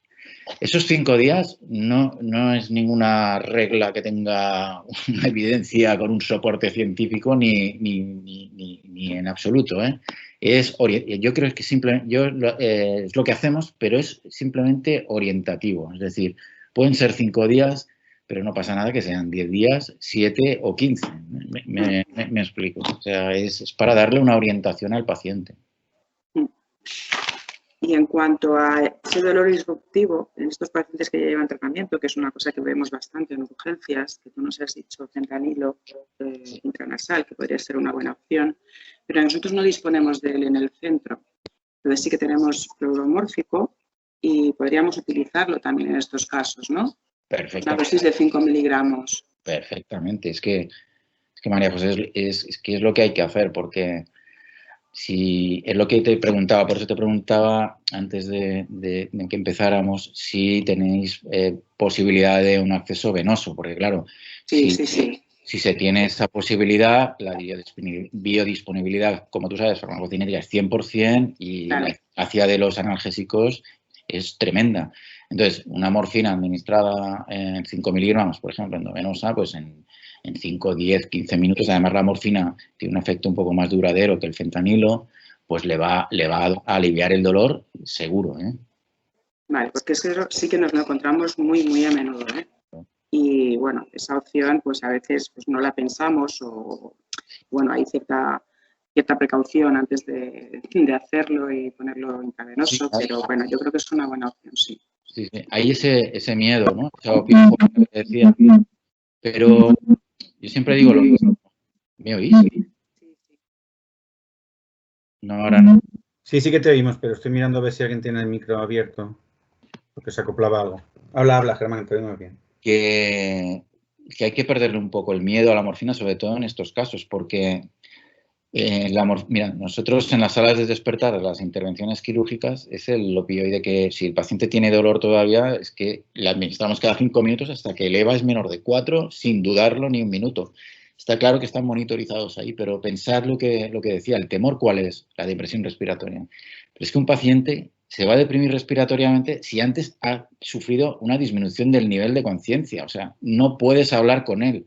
Poco a poco irá haciendo bradipneas, finalmente hará una apnea. Pero si tú al paciente le vas administrando 5 miligramos cada 5 o 10 minutos, hablas con él, ves que está como una rosa y se va aliviando el dolor, no te va a hacer una depresión respiratoria. Me explico. Y además, esa dosis es muy individual y no tiene techo. Entonces, es posible que con 4 miligramos se calme esa crisis de dolor, con 6, con 8, no sé, cada paciente será distinto. Y no va a hacer una depresión respiratoria, a no ser que haya un error, por supuesto, que puede ocurrir y que se le administren 20 miligramos en una embolada. Entonces, sí que te la puede hacer, lógicamente, ¿no? Pero si lo hacemos de esta manera, cada 5 minutos y revalorando, tratar, revalorar. Este es el secreto de tratar el dolor. No te oigo. Lo harías de 5 en 5 miligramos. María José, no te oímos. A ver, ¿No? pues no sé qué me pasa. Te oímos muy, muy, muy lejos. ¿Me oís ahora? Sí. Vale. Decía Germán que lo haríamos de 5 en 5 miligramos, ¿no es así? Bueno, yo, no, 5 miligramos es una dosis generosa, digámoslo así. Es casi 0,1 miligramo kilo, ¿no? Yo intentaría individualizar un Porque poquito. va a depender de si el paciente es mayor, que va a tener mayor sensibilidad, y Claro. tendremos que bajar las dosis. Sí, sí. En un paciente anciano, por ejemplo, yo utilizaría la mitad. A lo mejor empezaría... 0,05. Yo empezaría con 3 miligramos, por ejemplo, en gente mayor, ¿eh? 2-3 miligramos, 2-3 miligramos en gente mayor, 0,05 miligramos kilo. Y en un adulto normal de 60-70 kilos, pues a lo mejor sí que haría esto que tú dices, a partir de 4 o 5 miligramos. Es mejor quedarte un poco corto y reevaluar cada 5 minutos. Sí, sí, yo creo que en eso somos muy cuidadosos y precavidos. Si hacemos dosis más bien pequeñas y más vale que las vamos repitiendo y controlando respuesta y así no nos llevamos sorpresas. Exacto. Y además te agradezco que nos aclares un poco esto porque siempre tenemos cierto temor al uso de los mórficos de manera intravenosa por ese riesgo de la depresión respiratoria que siempre tenemos ahí como la espada de Damocles. Sí, sí. A lo mejor utilizándolo así, con estas dosis pequeñas y progresivas y evaluando respuesta, pues es bastante seguro. Y me alegra que nos lo confirmes. Sí, sí, sí, totalmente. Y el fentanilo también es un fármaco a tener en cuenta, endovenoso, digo, en ampollas. Es que no lo tenemos. Nosotros en primaria tenemos una limitación de farmacia que bueno, que en muchos casos pues creo que habría que revisar porque algún fármaco más deberíamos tener. En cuanto a mórficos solo tenemos cloruro mórfico. Pero morfina, fantástico. Sí, sí, sí. Ah, bueno, y dolantina también tenemos. Dolantina también tenemos, pero bueno, yo uso más el cloruro mórfico. A mí me gustaría también que considerarais la posibilidad en una ciática, en una, no sé, en una neuralgia, yo que sé, posterpética muy dolorosa, etcétera, la posibilidad de administrar lidocaína también, porque es un anestésico local, pero es bastante eficaz. Lo que pasa... ¿Administrado parenteral? Sí, sí, sí. Un miligramo kilo, por ejemplo, si yo... Miligramo kilo, como lo tenemos más asociado como antiarrítmico. Sí, sí, sí, es que es un antiarrítmico. Muy buen antiarrítmico para taquicardias ventriculares, pero sí, claro, ya está superado por la miodarona y lo tenemos ahí como algo que casi que no pensamos en él nunca, y mucho menos como anestésico. Sí, sí, pues nosotros hacemos perfusiones en la unidad del dolor con lidocaína diariamente para pacientes con fibromialgia y para pacientes ocasionalmente con dolores neuropáticos rebeldes. Pero vosotros lo hacéis en perfusión y tenéis vuestras bombas y lo dosificáis muy bien, pero nosotros no tenemos bombas de perfusión. No, pero lo podéis poner en un suero, en cualquier dilución, con un dosiflow durante 20-30 minutos. Y en 20-30 minutos... 1 o 2 miligramos kilo. 1 o 2 miligramos kilo. Es decir, un paciente de 70 kilos podíais administrar entre 70 y 140 miligramos venoso, lento, a pasar en 20-30 minutos. Y esto... Vale. ¿Y eso te parece que no tiene riesgo para nosotros en primaria? No. A ver, nosotros ya te digo, es verdad que es un antiarrítmico, es verdad que, pero nunca hemos tenido ningún problema. Lo administramos cada día, lo cual, a ver, en medicina ya sabes que nunca puedes decir esto. Pero la verdad es que nunca, no hemos tenido grandes problemas. Vale. ¿Y qué más te puedo preguntar? Es que no quiero abusar demasiado. No sé si mis compañeros tienen alguna pregunta. No. Bueno, pues de tus últimas diapositivas, de vuestras técnicas ya muy específicas, la neuroestimulación,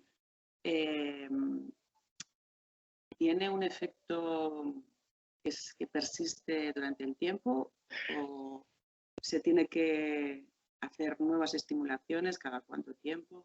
Bueno, sí, esto es un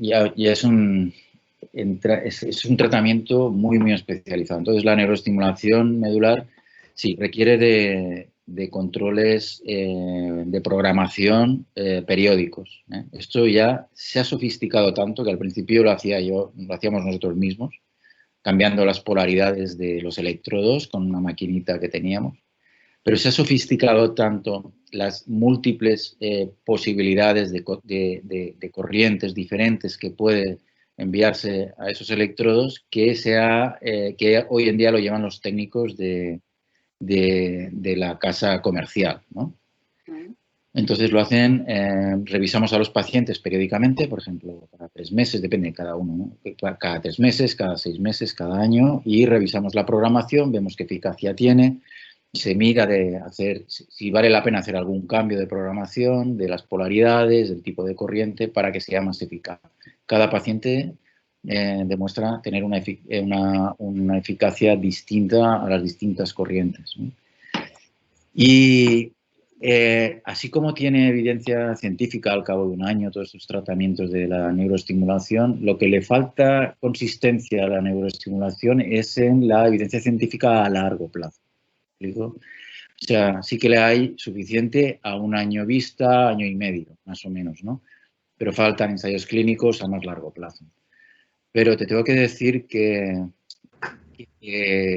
yo soy un firme defensor de la neuroestimulación, sobre todo en el dolor neuropático. Es decir, yo creo que una de las cosas en las que me he sentido más orgulloso y he tenido más satisfacción ha sido poder aliviar dolores neuropáticos en pacientes con los neuroestimuladores, porque cuando van bien es que es una maravilla. O sea, es que, no sé, os podría presentar incluso, bueno, en fin, un caso espectacular de un miembro fantasma. Bueno, el caso clínico era ese paciente. Pero es que es espectacular. Cuando es un dolor neuropático puro, como en un miembro fantasma, por ejemplo, o cuando es una neuralgia intercostal o una neuralgia postherpética, etcétera, y cubres bien el área dolorosa, es muy, muy eficaz. Y, insisto, han innovado tanto tecnológicamente estas casas comerciales que cada vez ofrecen más posibilidades de corrientes distintas y cada vez más eficaces. Y está evolucionando a pasos agigantados, y pienso que en dolor neuropático es un tratamiento que tiene más, es uno de los tratamientos que tiene más proyección. Estamos hablando de dolores neuropáticos crónicos que no responden a nada más. Pues esa respuesta es más que milagrosa para el paciente y tú te conviertes como en Dios, porque imagínate quitar el dolor de esa manera. Sí, sí. O sea que sí, buenos avances. Y ya por último, que no te voy a molestar mal, hablando de la introducción de los opioides, si pensamos en tapentadol, que bueno, es un buen opioide para utilizar por nuestra parte, si lo introducimos también vuelvo a preguntarte dosis. Iniciales y de titulación. Pues dosis bajas. A ver, por ejemplo, el tapentadol. Lo mismo que decía, con una persona, un adulto joven sin patología, etcétera, empezaría con una dosis de 50, ¿no? Por ejemplo. Y ahí empiezo con un comprimido, bueno, hay que pautarlo cada 12 horas. Entonces empiezo con un comprimido cada 12 horas, punto. Pero también le alecciono a escala. Y también le escribo una pauta clara. Sí, bueno, lo de los 5 días, a veces yo con los opioides no me digas por qué, pero es que me estoy sincerando mucho hoy, ¿eh? Sí, estás abriéndote a nosotros. Yo creo que no te vamos a soltar ya. No. No sé, no me preguntes por qué, pero espero una semana con los opioides.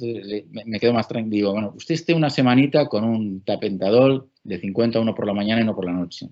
Si le sienta bien y se alivia el dolor, pero no es lo suficiente, le escribo en el papelito, suba a 1 o 2 la segunda semana y la tercera semana a 2.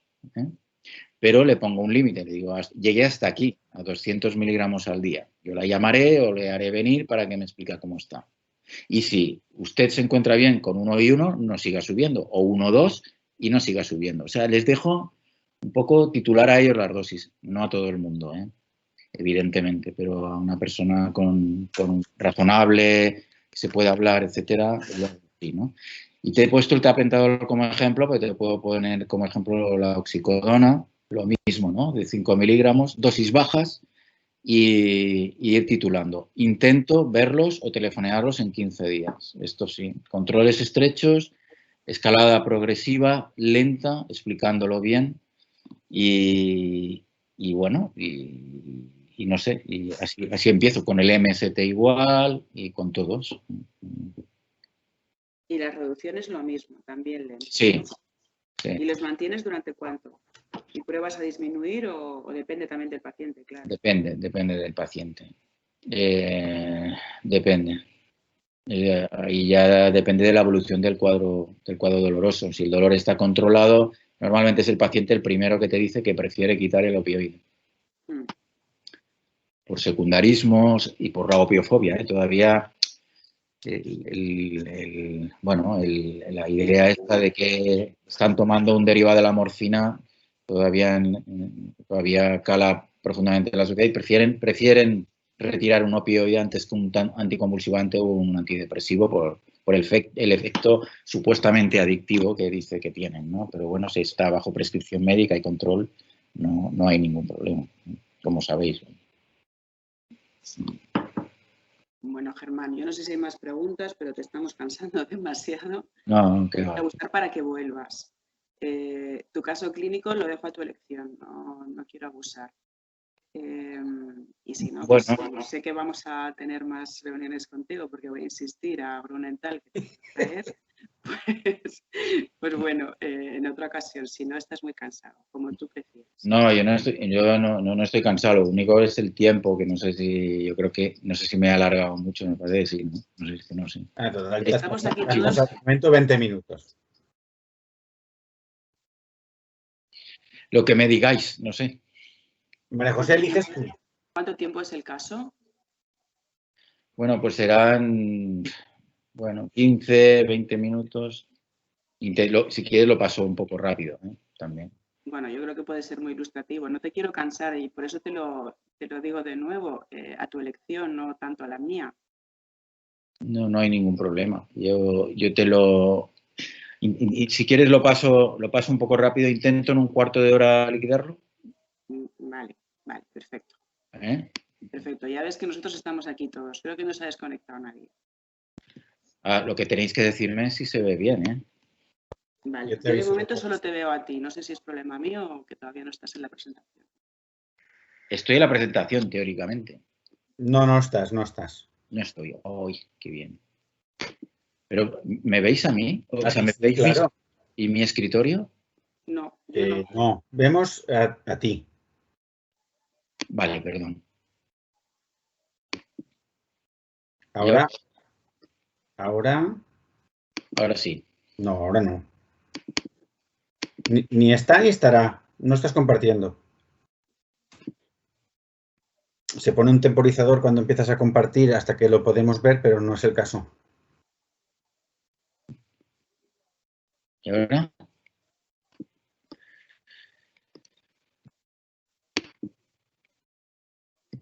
No, ahora no, ¿eh? Yo te avisaré.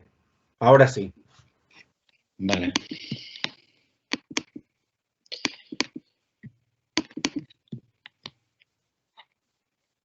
Y esto es los problemas del directo, ¿eh? Ya lo vemos. Intenta poner... Eso te iba a decir. Perdón, ¿vale? Se ve, ¿no? Sí. Vale, vamos a ir un poco así rapidito, a ver si en 15 minutos, pero es bastante ilustrativo, ¿no? Un señor de 71 años, que sufrió un accidente laboral con una máquina, no me acuerdo ahora, francamente real, lógicamente real este caso, y sufrió una amputación del miembro superior derecho absolutamente dramática. Casi se va, lógicamente por sangrado, es un señor de Menorca y acabó trasladándose al hospital Son Espases y se logró operar, pero se tuvo que desarticular toda la articulación glenohumeral, ahora veréis la foto, porque era inviable, ¿no?, el miembro. Este señor le quedó un dolor, como podéis imaginar, y con sensaciones de miembro fantasma, ¿no? Y la descripción del dolor que este señor tenía era quemante, urente, que es bastante característico del dolor neuropático, de una intensidad de 8/10, con descargas eléctricas de 45 minutos, 10-14 veces al día, y esas descargas de escala numérica o EVA de 10, ¿no? De predominio nocturno y le impedían conciliar el sueño. Esta es la imagen, ¿no? Es el caso real. Y tenía a la exploración una zona de alodinia, es decir, el roce le generaba un dolor disestésico en toda esta zona que está marcada con rotulador, ¿eh? Y también tenía una hiperalgesia al pinchazo, pero no tenía áreas de hipoestesia. Esto lo vemos a veces en el dolor neuropático periférico, alternar áreas de alodinia con hipoestesia, ¿no? En este caso era todo alodínico. Entonces, para hacerlo un poco ameno también, yo pregunto, ¿qué tipo de dolor tiene el paciente? Está claro que es neuropático, ¿eh? Según su teología, este señor tenía un dolor de miembro fantasma, pero también tenía sensaciones que no eran dolorosas. O sea, tiene una representación cortical del miembro que no existe y no solo tienen sensaciones no solo tienen dolor, sino tienen sensación propioceptiva, como sabéis, y otro tipo de sensaciones, ¿no? Y según sus características era un dolor neuropático y fijaros que era dentro del dolor neuropático lo que hablábamos, dolor neuropático localizado, ¿eh? ¿Con qué fármacos podríamos iniciar el tratamiento del dolor? Bueno, en realidad cualquiera de ellos sería correcto, ¿no? Pero el menos invasivo, el más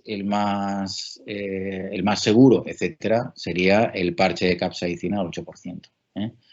Aunque se podrían combinar un tratamiento tópico con un anticonvulsivante o con un antidepresivo.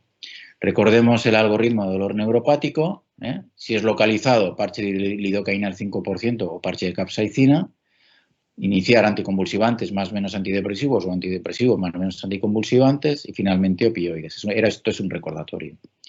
¿Qué hicimos con este señor? Parche de capsaicina al 8% y decidimos empezar con gabapentina 400 cada 8 porque, para reforzar el tratamiento, porque era un cuadro doloroso terrible, como veis, ¿no? La pregunta, ¿ese señor tenía dolor irruptivo con una escala numérica basal de 8 y unas crisis de 10? Y ahí entramos dentro del concepto del dolor irruptivo, ¿no? Pues no, y ahora veréis por qué. Porque el dolor irruptivo es aquel que existe en forma de crisis sobre un dolor de base, pero controlado. Este señor no tenía el dolor de base controlado, tenía un 8.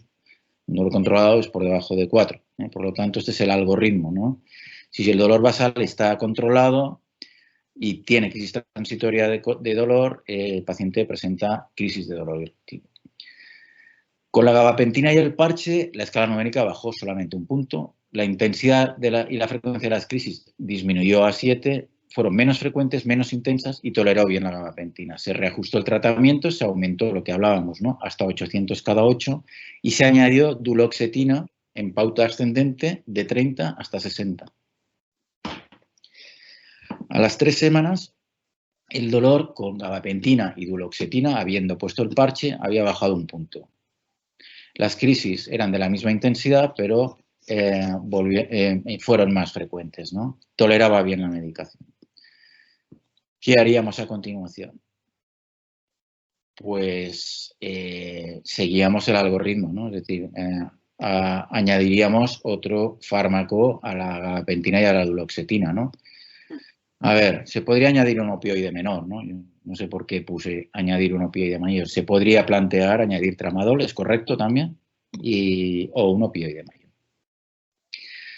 Y bueno, estoy respondiendo un poquito a la pregunta que tú me hacías, ¿no? Hay que mirar bien el perfil para un tratamiento opioide, tratamiento individualizado, empezar con dosis bajas con incrementos progresivos y el manejo del dolor en general es valorar, tratar y revalorar. Es el único secreto, ¿eh?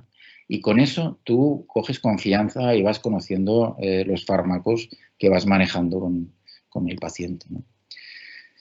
¿Qué hicimos? Le informamos al paciente de que íbamos a empezar con un tratamiento opioide, dijimos que era uno mayor, firmó un consentimiento informado, bueno, nosotros esto lo tenemos ya protocolizado, ¿no? Y decidimos empezar con tapentadol, exactamente a la misma pauta que te explicaba anteriormente, ¿no? De 50 cada 12 y escalada hasta 200 cada. ¿Qué ocurrió en una semana? Que el dolor se controló, de 7 pasó a 3. Aunque seguía con crisis de dolor irruptivo. 3-4 al día, intensas, de 7/10 que duraban 45 minutos. Y ahora la pregunta, ¿tiene dolor irruptivo? Claro, ahora el dolor basal está controlado y tiene crisis todavía, ¿no? Pues esta vez sí que tiene dolor irruptivo y este es el concepto de dolor irruptivo, ¿no? Crisis sobre un dolor de base controlado. Hicimos un reajuste del tratamiento analgésico y decidimos empezar para las crisis de dolor irruptivo, qué inocentones que éramos, ¿no?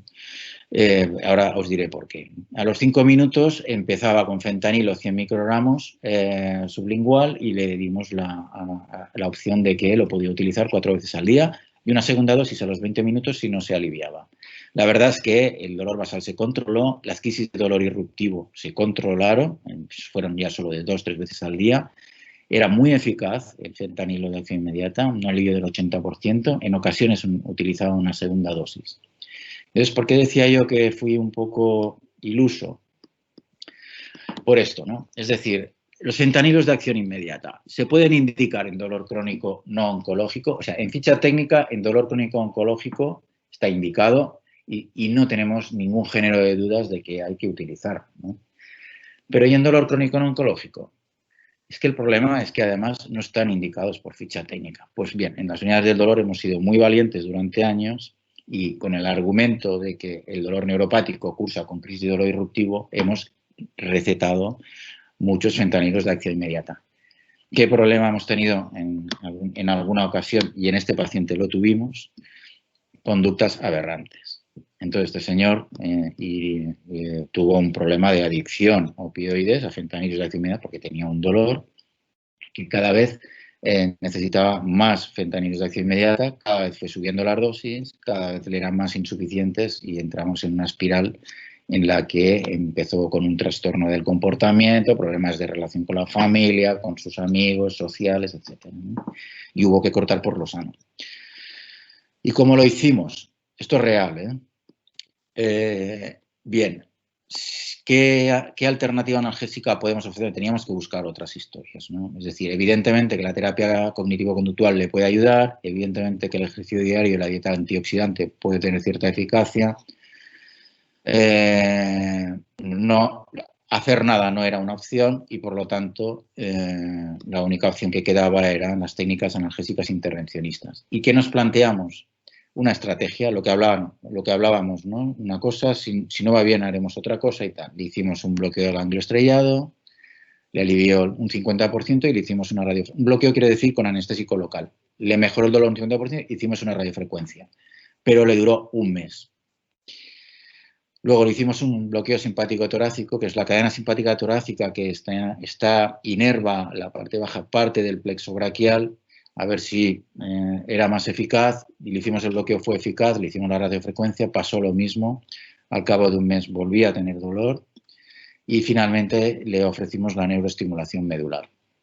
Simplemente unas diapositivas de lo que es el ganglio estrellado, está encima de la columna cervical, de la séptima vértebra cervical, y que es una estación donde se amplifica y se cronifica el dolor neuropático de los miembros superiores. Es un punto diana para nosotros, ¿no? Lo localizamos para que veáis cómo trabajamos, o bien por radioscopia, hay unas referencias anatómicas y contraste, como veis, o bien por ecografía. Entonces entramos mirando dónde está el ganglio estrellado, como veis está aquí. ¿Vale? Y, la radiofrecuencia de T2, T3 también la hacemos con radioscopia y contraste. Y por último, y esta es la última diapositiva, lo que le ofrecimos a este señor es colocar unos electrodos epidurales. Hicimos una fase de prueba de 15 días. El acceso es una técnica aquí un poco delicada, porque claro, a nivel torácico y cervical, como sabéis, está la médula espinal, pero bueno, no hubo ningún problema técnico. Le colocamos 2 electrodos, como veis, un poco lateralizados. Le estimulaba el miembro operado. Amputado, perdón, y eso le generaba esos cables, con esos cables y un generador que le colocamos subcutáneo, le generaba una corriente parestésica en todo el plexo braquial, porque fijaros que va desde T1, C7, C6, C5, cogía el plexo braquial y le generaba una parestesia en todo el miembro superior derecho, amputado, perdón, hasta los dedos de la mano. Y esa corriente le ejercía un efecto analgésico espectacular, hasta el punto que le pudimos quitar prácticamente toda la medicación. No sé si se quedó con una duloxetina de 30 o de 60 miligramos. Y hoy en día este hombre vive feliz, es menorquín, y ha sido uno de los grandes éxitos, ya os lo digo, que más satisfacción he tenido yo en mi vida profesional. Y eso es todo.